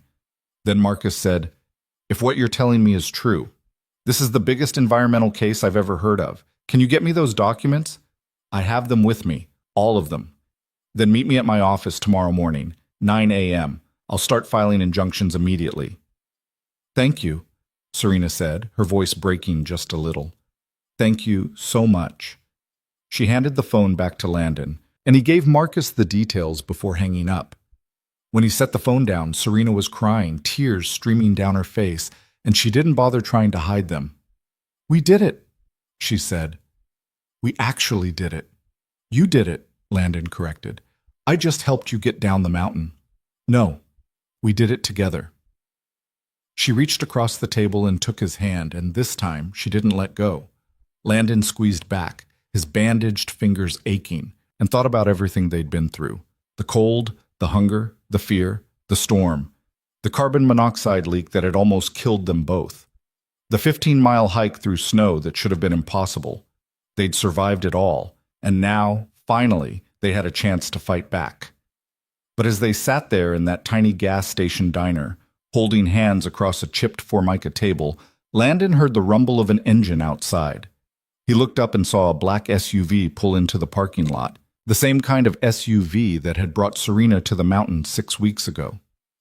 "Serena," he said quietly. She followed his gaze and went pale. "That's them." "Who?" "My father's people." The SUV doors opened and 2 men stepped out. One of them was the same guy who'd driven Serena up to the cabin, the one she'd called Marcus. The other was younger, bigger, with the kind of build that came from spending a lot of time in a gym. They scanned the parking lot, and when they spotted Serena through the diner window, they started walking toward the door. Landon stood up. "Stay here." "Landon, stay here." He walked out of the diner and stepped into the parking lot, putting himself between Serena and the 2 men. They stopped a few feet away, sizing him up. "We're here for Serena Vale," the older one said. "She's not going anywhere with you," Landon said. "That's not your decision." "Yeah, it is." The younger guy stepped forward, cracking his knuckles. "This doesn't concern you, buddy. Walk away." "No." "You really want to do this?" "Try me." The younger guy lunged, throwing a punch that Landon saw coming from a mile away. He ducked, drove his shoulder into the guy's stomach, and sent him sprawling into the snow. The older guy reached for something inside his jacket, and Landon moved fast, grabbing his wrist and twisting it until he heard something pop. The man yelled and dropped to his knees, and Landon kicked whatever he'd been reaching for across the parking lot. It was a phone, not a weapon, just a phone. Landon stepped back, breathing hard, and the 2 men scrambled to their feet, backing toward the SUV. The younger one looked like he wanted to take another swing, but the older one grabbed his arm. "This isn't over," he said. "Yeah, it is," Landon said. "Tell her father she's not coming back. Tell him she's done playing his games. And tell him if he sends anyone else after her, they're going to get worse than a dislocated wrist." The 2 men got into the SUV and drove off, tires spinning in the slush. Landon watched them go, his heart pounding, and then he turned back to the diner. Serena was standing in the doorway, her face pale but her eyes blazing. "You didn't have to do that," she said. "Yeah, I did." "They could have hurt you." "They didn't." She walked over to him and threw her arms around his neck, pulling him into a hug so tight it almost hurt. Landon froze for a second, surprised, and then he wrapped his arms around her waist and held on. "Thank you," she whispered into his shoulder. "Thank you for everything." "You don't have to thank me." "Yes, I do." They stood there in the parking lot, holding each other while the snow started to fall again, light and soft, and Landon realized that somewhere along the way, this had stopped being just a job. Somewhere between the cabin and the carbon monoxide and the 15-mile hike through hell, he'd started caring about her, not just as someone he was trying to help, but as someone he didn't want to lose. And judging by the way she was holding on to him, she felt the same way. When they finally pulled apart, Serena wiped at her eyes and said, "We should get a hotel room. I need to clean up before we meet with Marcus tomorrow." "Yeah, good idea." They found a cheap motel on the edge of town and got 2 rooms next to each other. Landon took a shower that lasted 20 minutes, scrubbing off weeks of dirt and smoke and exhaustion, and when he got out, he felt almost human again. He checked his phone and found another message from his sister, asking when he'd be home. He texted back, telling her he'd be there in a few days, that he just had to finish something first. There was a knock on the door. Landon opened it and found Serena standing there, her hair wet, wearing clean clothes she must have bought at the gas station. She looked different. Younger, maybe. Or just less tired. "Hey," she said. "Hey. Can I come in?" "Yeah." She stepped inside and Landon closed the door behind her. They stood there for a moment, neither of them quite sure what to say, and then Serena said, "I don't want to be alone tonight." "You don't have to be." She sat down on the edge of the bed, and Landon sat next to her. She leaned her head on his shoulder, and he put his arm around her, and they stayed like that for a long time, not talking, just existing in the same space. It felt right, like something that had been waiting to happen for weeks, maybe longer. "What are we doing?" Serena asked quietly. "I don't know. Are we just surviving together, or is this something else?" Landon thought about it. "I think it's something else." "Good," she said, "because I don't want this to end when the case is over. Neither do I." She turned to look at him, her eyes searching his face. "Then what do we do?" "We figure it out," Landon said, "one day at a time." Serena smiled, a real smile this time, and kissed him. It was soft and tentative, like she wasn't sure if she was allowed, but Landon kissed her back, and it stopped being tentative. It became something urgent, something desperate, like they were both trying to hold on to something they'd almost lost. When they finally pulled apart, Serena was crying again, but this time they were good tears. "I thought I was going to die up there," she said. "I really did." "But you didn't." "No, we didn't. And now we're here." "Yeah, now we're here."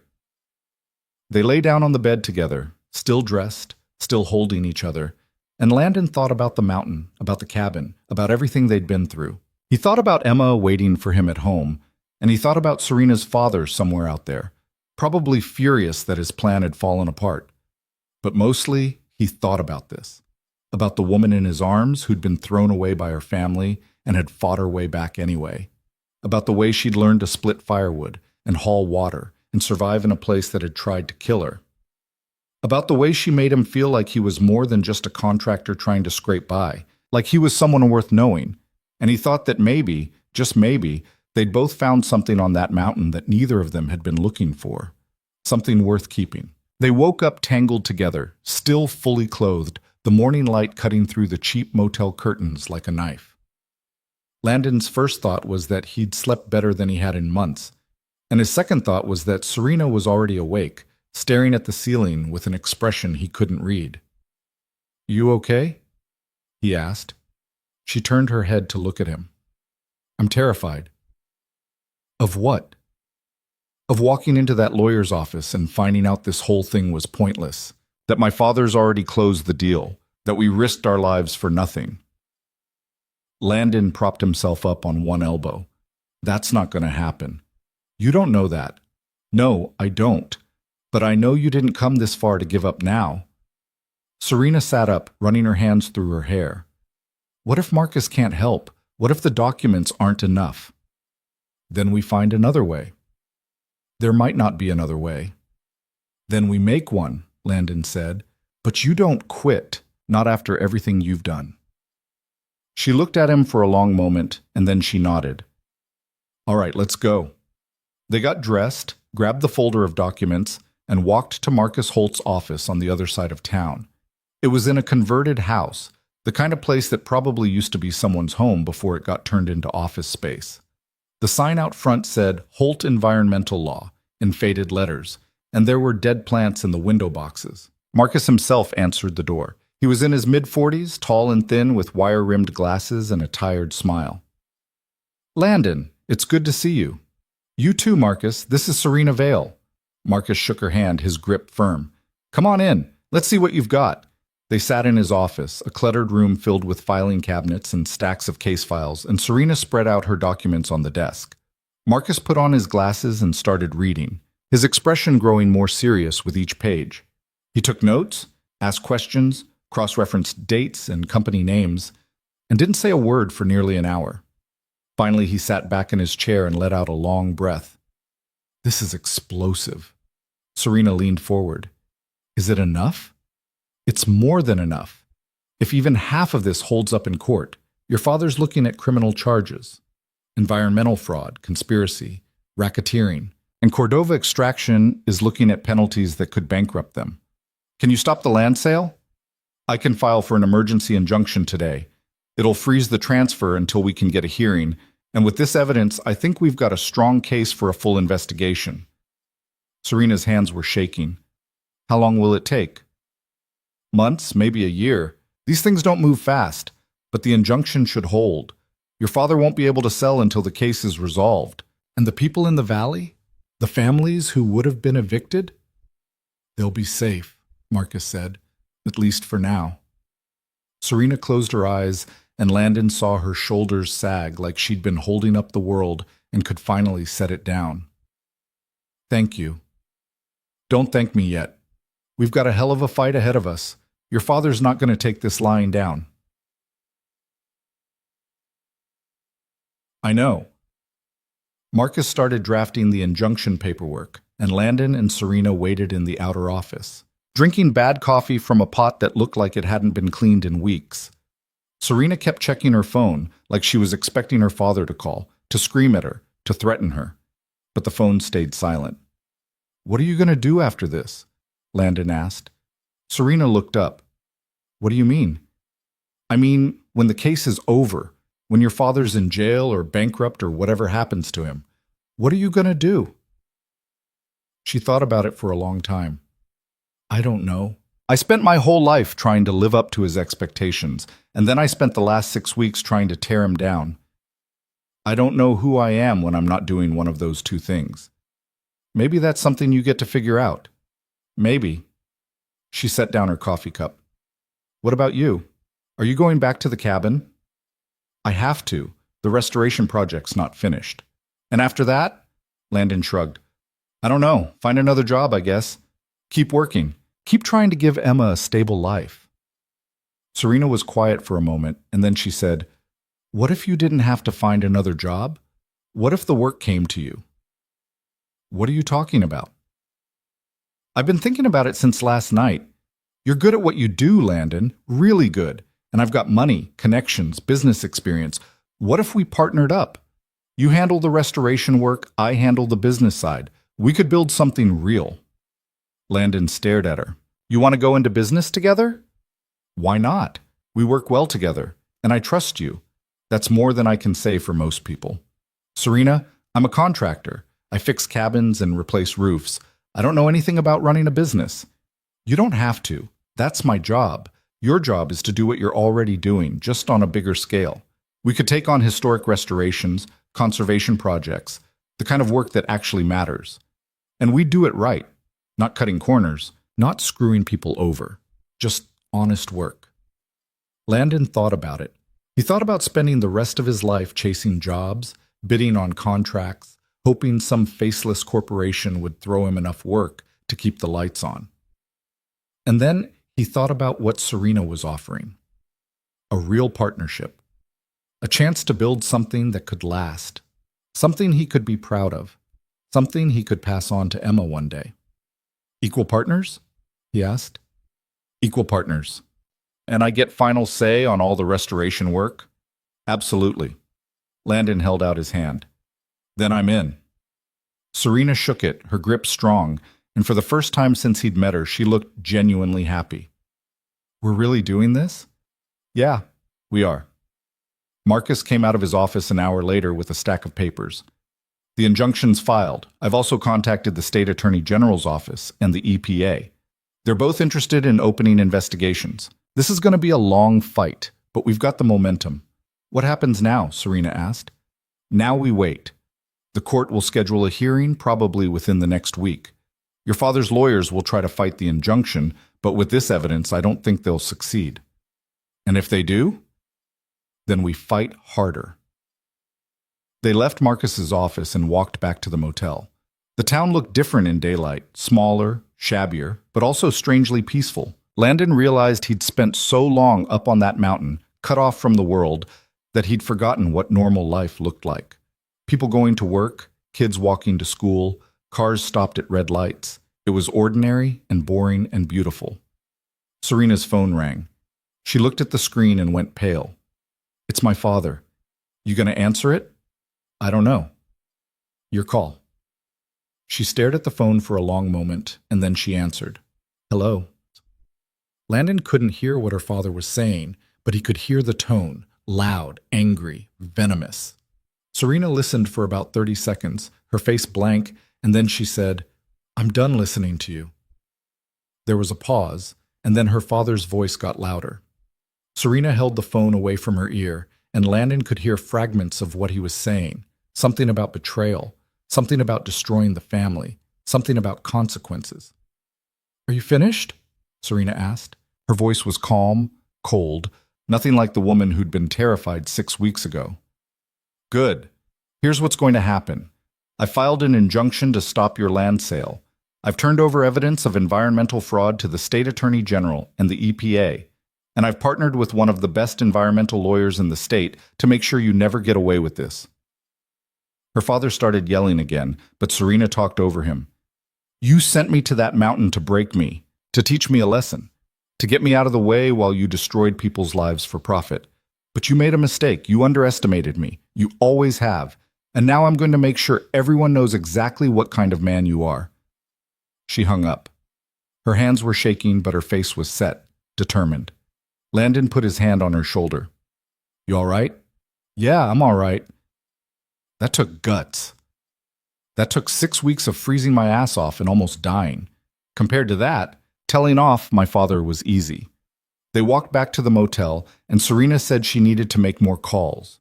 Lawyers, journalists, people who could help spread the word about what her father had done. Landon left her to it and called his sister. Landon, thank God. Are you okay?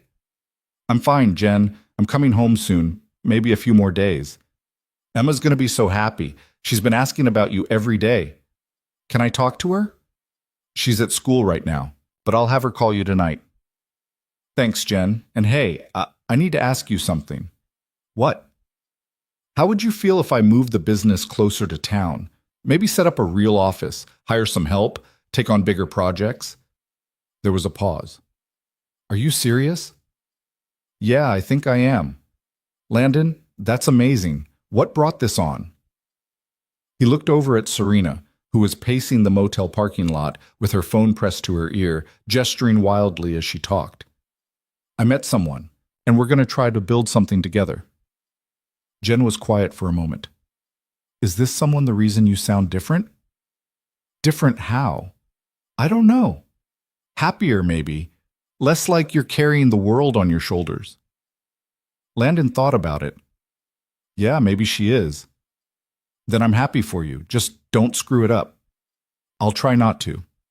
That night, they drove back up to the cabin. Landon needed to finish the restoration project, and Serena wanted to see the place one more time before they officially turned it into something new. The road was clear now, the snow melting in the late winter sun, and the drive took less than an hour. When they pulled up to the cabin, Landon felt a strange sense of nostalgia. The place looked different now, less like a prison and more like something they'd built together. The new porch supports were solid, the windows were sealed, and the roof was tight. It wasn't perfect, but it was good. It would last. Serena got out of the truck and walked up to the porch, running her hand along the railing. I can't believe I used to hate this place. And now? Now it feels like home. They spent the next 3 days finishing the work. Landon installed the last of the window panes, fixed the loose floorboards in the back bedroom, and repaired the exhaust vent on the generator. Serena painted the interior walls, sanded down the rough spots on the door frames, and cleaned out the old stone fireplace until it looked almost new. They worked side by side, hardly talking, just moving in rhythm like they'd been doing this together for years. And when the work was done, they stood on the porch and looked out at the ridge, at the mountains beyond, at the sky turning orange and pink with the sunset. We should keep this place, Serena said. As what? As our base, our headquarters. We can use it for meetings, for storage, for a retreat when we need to get away from everything. And it's a reminder. A reminder of what? Of what we survived, of what we built, of where we started. Landon nodded. I like that. 2 weeks later, the court hearing happened. Marcus argued the injunction in front of a judge who listened carefully, read through the evidence, and ruled in their favor. The land sale was frozen indefinitely, pending a full investigation. Cordova Extraction pulled out of the deal entirely, not wanting to be associated with the scandal. And Serena's father was served with subpoenas from 3 different agencies, all of them demanding answers. Landon didn't go to the hearing. He stayed home with Emma, taking her to the park, helping her with homework, making up for all the time he'd been gone. But Serena called him afterward, her voice shaking with relief and triumph. We won, she said. I knew you would. My father's lawyers tried everything. They claimed the documents were forged, that I had a vendetta, that the whole thing was a personal attack. But the judge didn't buy it. Marcus was incredible. He tore them apart. So what happens now? Now the investigations continue, and I get to rebuild my life on my own terms. Sounds good to me. A month later, the mail arrived at the cabin with an official-looking envelope addressed to Serena Vale. She opened it and read the letter inside, her eyes going wide. "What is it?" Landon asked. "It's from the Trust's legal team. They're dissolving my father's control over the family assets, and they're transferring ownership of the cabin to me, free and clear, no strings attached." Landon looked at her. "You own this place now?" "We own it. I'm putting it in both our names." "Serena, you don't have to say—" "Yes, I do. This cabin doesn't belong to my family anymore. It belongs to us, to the people who fought for it." Landon didn't know what to say to that, so he just pulled her into a hug, and she held on tight. That same day, Landon got his own piece of good news. The state inspector had signed off on his restoration work, officially certifying the cabin as historically preserved and structurally sound. It meant he could add the project to his portfolio, use it as a reference for future jobs. It meant years of hard work had finally paid off. They celebrated that night with cheap wine and takeout pizza, sitting on the porch as the sun set over the mountains. Emma was with them, running around the clearing, collecting pine cones and asking a million questions about everything. Serena watched her with a soft smile, and Landon realized that this was what he'd been fighting for all along. Not just survival, not just work, but this. A life that felt real and whole, and worth living. "She's amazing," Serena said. "Yeah, she is. You're a good dad, Landon. I'm trying. That's all anyone can do." Emma ran up to the porch, holding a pine cone the size of her fist. "Look what I found." "That's a big one," Landon said. "Can I keep it?" "Sure, sweetheart." Emma ran off again, and Serena laughed. "She's got your energy." "She's got her mother's stubbornness." "Good. She'll need it." They sat there in comfortable silence, and Landon thought about everything that had happened. The storm, the cabin, the carbon monoxide leak, the 15-mile hike through hell, the lawyers and the injunctions, and the fight against a man who'd tried to destroy his own daughter. It had been brutal and terrifying and impossible, and they'd survived it all. And now they were here, on the other side, building something new. "What do you think we should call it?" Serena asked. "Call what?" "Our business. We need a name." Landon thought about it. "Ridge Summit Restoration." Serena smiled. "I like it. It's got a nice ring to it. And it's honest. That's what we do. We restore things, not just buildings," Serena said quietly. "People, too." Landon looked at her, and he saw in her eyes the same thing he felt in his chest, that they'd both been broken when they met, both trying to survive in their own ways, and somehow they'd managed to put each other back together. They spent the next 6 months building Ridge Summit Restoration from the ground up. Landon handled the fieldwork, taking on projects across the state, old barns, historic houses, conservation sites that needed careful hands and patient work. Serena handled the business side, securing contracts, managing finances, building relationships with clients who wanted quality over speed. They hired a small crew, people Landon trusted, and the work started to flow. Emma loved it. She loved visiting the job sites, loved watching her father work, loved sitting in Serena's office and pretending to answer phones. And she loved Serena, who treated her like she mattered, who asked her questions and listened to the answers, who never talked down to her. One day, while they were working on a restoration project for an old church in the valley, Emma asked Landon if Serena was his girlfriend. "Yeah," Landon said. "I think she is." "Are you going to marry her?" Landon laughed. "I don't know, Em. Maybe someday. I hope you do. I like her." "Me too, sweetheart. Me too." By the end of the year, Ridge Summit Restoration had completed 12 major projects and had contracts lined up for 6 more. They'd made enough money to rent a real office in town, hire a full-time crew, and start saving for the future. And the cabin on the ridge had become exactly what Serena had wanted it to be: a base, a retreat, a reminder of where they'd started. One night, after finishing a job on a farmhouse outside town, Landon and Serena sat on the cabin porch, watching the stars come out. Emma was asleep inside, curled up in a sleeping bag by the wood stove, and the world was quiet except for the wind in the trees. "Do you ever think about how different things could have been?" Serena asked. "How do you mean?" "If the storm hadn't hit, if the carbon monoxide leak hadn't happened, if we just stayed strangers working on the same property." Landon thought about it. "Yeah, I think about it sometimes." "Do you wish things had been easier?" "No," he said, "because if it had been easy, we wouldn't have learned what we're made of.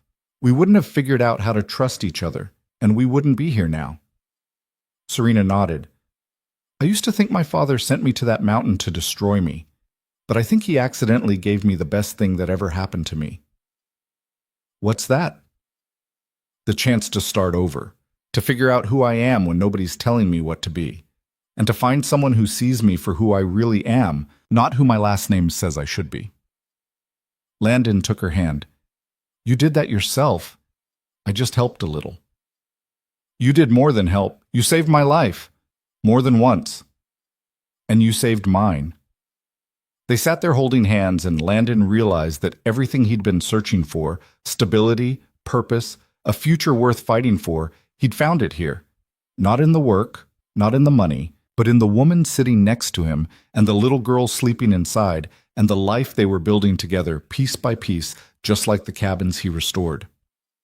A year after that first storm, Serena got a letter from her father's lawyers. He was offering a settlement. He'd sign over full control of the family trust to her if she agreed to drop the criminal investigations. Serena read the letter twice, then handed it to Landon. "What do you think?" she asked. "I think it's your decision. But what would you do?" Landon thought about it. "I'd tell him to go to hell. You didn't fight this hard just to let him buy his way out." Serena smiled. "That's what I thought too." She wrote back, declining the settlement and doubling down on the investigations. Her father's empire started to crumble after that.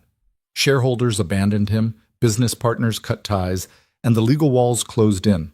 Within 6 months, he was facing indictments on multiple charges, and the family trust was dissolved entirely, the assets distributed to creditors and charity. Serena didn't get the money. She didn't want it. What she got was something better: freedom. The knowledge that she'd stood up to the man who tried to control her entire life and won. That she'd built something real with her own hands, something that didn't come from family money or corporate power or inherited wealth. Something that was hers. 2 years after they met, Landon asked Serena to marry him. He did it on the porch of the cabin, with Emma standing next to him holding a ring box, and Serena cried and said yes before he could even finish the question. They got married in the clearing outside the cabin, with a small crowd of friends and family and the crew from Ridge Summit Restoration. Emma was the flower girl, and Marcus Holt was Landon's best man, and the ceremony was simple and imperfect and exactly what they wanted. And when it was over, when the guests had left and the sun had set and it was just the three of them sitting on the porch, Landon looked at his wife and his daughter and thought about how far they'd all come. From the black SUV tearing up the gravel road to the carbon monoxide leak that almost killed them to the 15-mile hike through hell to this, a family, a business, a life built on trust and hard work, and the kind of love that only comes after surviving the storm. Emma fell asleep between them, her head on Serena's lap, and Serena ran her fingers through the girl's hair, humming softly. Landon watched them, and he thought about all the things he'd learned on that mountain. That survival isn't about being strong or perfect or never making mistakes. It's about showing up, doing the work, and refusing to quit even when everything feels impossible. It's about trusting the people who fight beside you and building something real out of broken pieces. And it's about understanding that sometimes the things that try to destroy you end up making you stronger. That the worst storms can lead to the clearest skies. That exile can become freedom, and isolation can become home, and two people who should have been strangers can become everything to each other. The cabin stood behind them, solid and warm, filled with the ghosts of everything they'd survived, and the promise of everything still to come. The mountain stretched out in the darkness, vast and indifferent, the same mountain that had tried to kill them and failed. And Landon thought that maybe that was the point, that you don't survive the mountain by conquering it. You survive by learning to live with it, to respect it, to build something that can weather the storms and last. "What are you thinking about?" Serena asked quietly. "I'm thinking we did pretty good," Landon said. "Yeah, we did. And I'm thinking I'm glad your father sent you up here, even if he did it for the wrong reasons." Serena laughed softly. "Me too." Emma stirred in her sleep, mumbling something about pine cones, and they both smiled. Landon put his arm around Serena's shoulders, and she leaned into him, and they sat there on the porch of the cabin they'd saved, watching the stars come out over the ridge. The same stars that had watched them freeze and fight and nearly die. The same stars that were watching them now, alive and whole and together. And somewhere, far below in the valley, the families who would have lost their homes to the mining operation were sleeping safe in their beds, never knowing how close they'd come to losing everything. Never knowing that a disgraced billionaire heiress and a single father contractor had fought a war on a frozen mountain to save them. But that was all right, because some victories don't need witnesses. Some battles are fought in silence, in snow, in the space between one breath and the next. And the only thing that matters is that when the storm finally breaks, you're still standing. Landon looked at his wife, at his daughter, at the cabin that had become their home and their battleground and their beginning. And he thought that if he'd learned anything from the mountain, it was this, that the best things in life aren't the things that come easy. They're the things you have to fight for, the things you nearly lose, the things that make you bleed and break and become something stronger than you were before. The 32-year-old single father and the 30-year-old billionaire heiress didn't just survive the mountain. They conquered it. Not with force or money or power, but with something simpler and infinitely more valuable. With stubborn determination, with trust earned in the coldest places, and with the understanding that sometimes the people who save you are the ones you never saw coming. And in the end, they built a life from old wood, buried secrets, and the kind of love that only grows in the harshest conditions. A life that would outlast the storms, outlast the mountains, outlast every attempt to tear it down. Because they'd learned the hardest lesson the mountain had to teach, that survival is just the beginning. What you build after, that's what matters. That's what lasts. When they pulled up to the cabin, Landon felt a strange sense of nostalgia. The place looked different now, less like a prison and more like something they'd built together. The new porch supports were solid, the windows were sealed, and the roof was tight. It wasn't perfect, but it was good. It would last. Serena got out of the truck and walked up to the porch, running her hand along the railing. "I can't believe I used to hate this place. And now? Now it feels like home." They spent the next 3 days finishing the work. Landon installed the last of the window panes, fixed the loose floorboards in the back bedroom, and repaired the exhaust vent on the generator. Serena painted the interior walls, sanded down the rough spots on the door frames, and cleaned out the old stone fireplace until it looked almost new.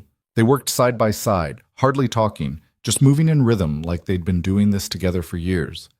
And when the work was done, they stood on the porch and looked out at the ridge, at the mountains beyond, at the sky turning orange and pink with the sunset. "We should keep this place," Serena said. "As what?" "As our base, our headquarters. We can use it for meetings, for storage, for a retreat when we need to get away from everything. And it's a reminder. A reminder of what? Of what we survived, of what we built, of where we started." Landon nodded. "I like that." 2 weeks later, the court hearing happened. Marcus argued the injunction in front of a judge who listened carefully, read through the evidence, and ruled in their favor. The land sale was frozen indefinitely, pending a full investigation. Cordova Extraction pulled out of the deal entirely, not wanting to be associated with the scandal. And Serena's father was served with subpoenas from 3 different agencies, all of them demanding answers. Landon didn't go to the hearing. He stayed home with Emma, taking her to the park, helping her with homework, making up for all the time he'd been gone. But Serena called him afterward, her voice shaking with relief and triumph. "We won," she said. "I knew you would." "My father's lawyers tried everything. They claimed the documents were forged, that I had a vendetta, that the whole thing was a personal attack. But the judge didn't buy it. Marcus was incredible. He tore them apart. So what happens now?" "Now the investigations continue, and I get to rebuild my life on my own terms." "Sounds good to me." A month later, The mail arrived at the cabin with an official-looking envelope addressed to Serena Vale. She opened it and read the letter inside, her eyes going wide. "What is it?" Landon asked. "It's from the trust legal team. They're dissolving my father's control over the family assets. And they're transferring ownership of the cabin to me, free and clear, no strings attached." Landon looked at her. "You own this place now?" "We own it. I'm putting it in both our names." "Serena, you don't have to—" "Yes, I do. This cabin doesn't belong to my family anymore. It belongs to us, to the people who fought for it." Landon didn't know what to say to that, so he just pulled her into a hug, and she held on tight. That same day, Landon got his own piece of good news. The state inspector had signed off on his restoration work, officially certifying the cabin as historically preserved and structurally sound. It meant he could add the project to his portfolio, use it as a reference for future jobs.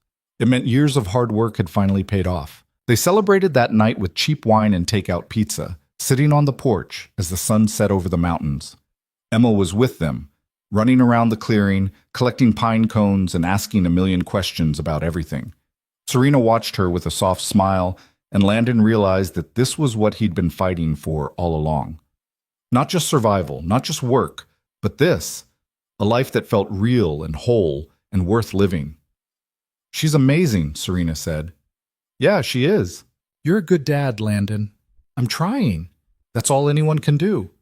Emma ran up to the porch, holding a pine cone the size of her fist. "Look what I found." "That's a big one," Landon said. "Can I keep it?" "Sure, sweetheart." Emma ran off again, and Serena laughed. "She's got your energy." "She's got her mother's stubbornness." "Good. She'll need it." They sat there in comfortable silence, and Landon thought about everything that had happened. The storm, the cabin, the carbon monoxide leak, the 15-mile hike through hell, the lawyers and the injunctions, and the fight against a man who tried to destroy his own daughter. It had been brutal and terrifying and impossible, and they'd survived it all. And now they were here, on the other side, building something new.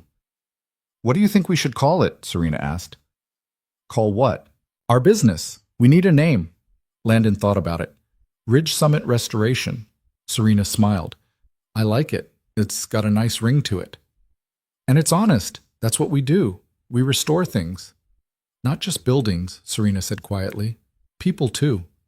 Landon looked at her, and he saw in her eyes the same thing he felt in his chest, that they'd both been broken when they met, both trying to survive in their own ways, and somehow they'd managed to put each other back together. They spent the next 6 months building Ridge Summit Restoration from the ground up. Landon handled the field work, taking on projects across the state, old barns, historic houses, conservation sites that needed careful hands and patient work. Serena handled the business side, securing contracts, managing finances, building relationships with clients who wanted quality over speed. They hired a small crew, people Landon trusted, and the work started to flow. Emma loved it. She loved visiting the job sites, loved watching her father work, loved sitting in Serena's office and pretending to answer phones. And she loved Serena, who treated her like she mattered, who asked her questions and listened to the answers, who never talked down to her.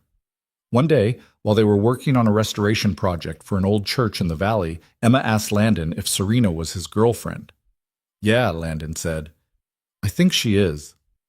"Are you going to marry her?" Landon laughed. "I don't know, Em. Maybe someday." "I hope you do. I like her." "Me too, sweetheart. Me too." By the end of the year, Ridge Summit Restoration had completed 12 major projects and had contracts lined up for 6 more. They'd made enough money to rent a real office in town, hire a full-time crew, and start saving for the future. And the cabin on the ridge had become exactly what Serena had wanted it to be. A base, a retreat, a reminder of where they'd started. One night, after finishing a job on a farmhouse outside town, Landon and Serena sat on the cabin porch, watching the stars come out. Emma was asleep inside, curled up in a sleeping bag by the wood stove, and the world was quiet except for the wind in the trees. "Do you ever think about how different things could have been?" Serena asked. "How do you mean?" "If the storm hadn't hit, if the carbon monoxide leak hadn't happened, if we'd just stayed strangers working on the same property." Landon thought about it. "Yeah, I think about it sometimes." "Do you wish things had been easier?" "No," he said. Because if it had been easy, we wouldn't have learned what we're made of. We wouldn't have figured out how to trust each other, and we wouldn't be here now. Serena nodded. I used to think my father sent me to that mountain to destroy me, but I think he accidentally gave me the best thing that ever happened to me. What's that? The chance to start over, to figure out who I am when nobody's telling me what to be, and to find someone who sees me for who I really am, not who my last name says I should be. Landon took her hand. You did that yourself. I just helped a little. You did more than help. You saved my life, more than once. And you saved mine. They sat there holding hands, and Landon realized that everything he'd been searching for, stability, purpose, a future worth fighting for, he'd found it here. Not in the work, not in the money, but in the woman sitting next to him, and the little girl sleeping inside, and the life they were building together, piece by piece, just like the cabins he restored. A year after that first storm, Serena got a letter from her father's lawyers. He was offering a settlement. He'd sign over full control of the family trust to her if she agreed to drop the criminal investigations. Serena read the letter twice, then handed it to Landon. What do you think? She asked. I think it's your decision. But what would you do? Landon thought about it. I'd tell him to go to hell. You didn't fight this hard just to let him buy his way out. Serena smiled. That's what I thought too. She wrote back, declining the settlement and doubling down on the investigations. Her father's empire started to crumble after that. Shareholders abandoned him, business partners cut ties, and the legal walls closed in. Within 6 months, he was facing indictments on multiple charges, and the family trust was dissolved entirely. The assets distributed to creditors and charity. Serena didn't get the money. She didn't want it. What she got was something better, freedom. The knowledge that she'd stood up to the man who'd tried to control her entire life and won. That she'd built something real with her own hands, something that didn't come from family money or corporate power or inherited wealth. Something that was hers. 2 years after they met, Landon asked Serena to marry him.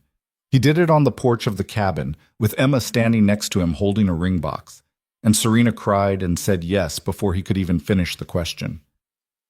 They got married in the clearing outside the cabin, with a small crowd of friends and family and the crew from Ridge Summit Restoration. Emma was the flower girl, and Marcus Holt was Landon's best man, and the ceremony was simple and imperfect and exactly what they wanted. And when it was over, when the guests had left and the sun had set, and it was just the three of them sitting on the porch, Landon looked at his wife and his daughter and thought about how far they'd all come. From the black SUV tearing up the gravel road to the carbon monoxide leak that almost killed them to the 15-mile hike through hell to this.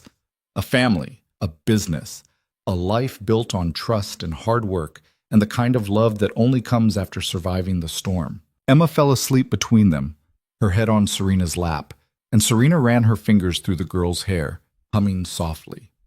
Landon watched them, and he thought about all the things he'd learned on that mountain. That survival isn't about being strong or perfect or never making mistakes. It's about showing up, doing the work, and refusing to quit even when everything feels impossible. It's about trusting the people who fight beside you and building something real out of broken pieces. And it's about understanding that sometimes the things that try to destroy you end up making you stronger. That the worst storms can lead to the clearest skies. That exile can become freedom and isolation can become home. And two people who should have been strangers can become everything to each other.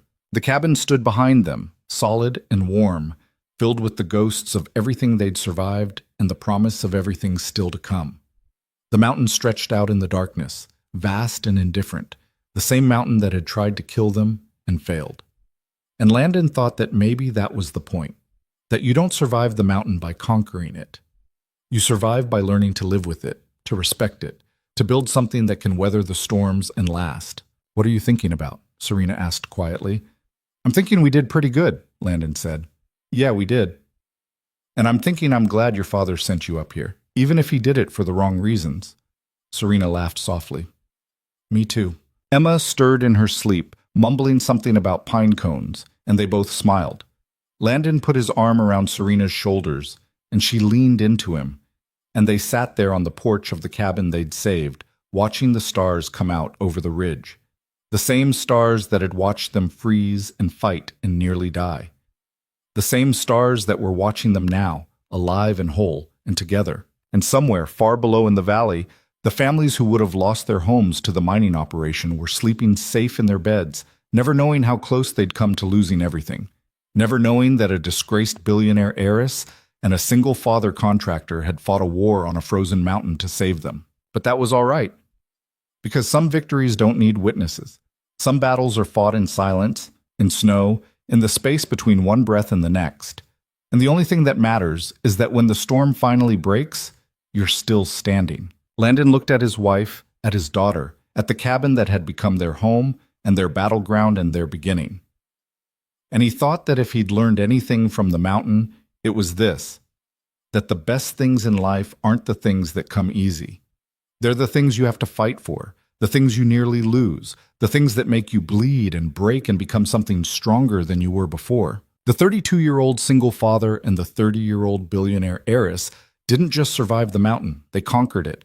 Not with force or money or power, but with something simpler and infinitely more valuable. With stubborn determination, with trust earned in the coldest places, and with the understanding that sometimes the people who save you are the ones you never saw coming. And in the end, they built a life from old wood, buried secrets, and the kind of love that only grows in the harshest conditions. A life that would outlast the storms, outlast the mountains, outlast every attempt to tear it down. Because they'd learned the hardest lesson the mountain had to teach, that survival is just the beginning. What you build after, that's what matters. That's what lasts.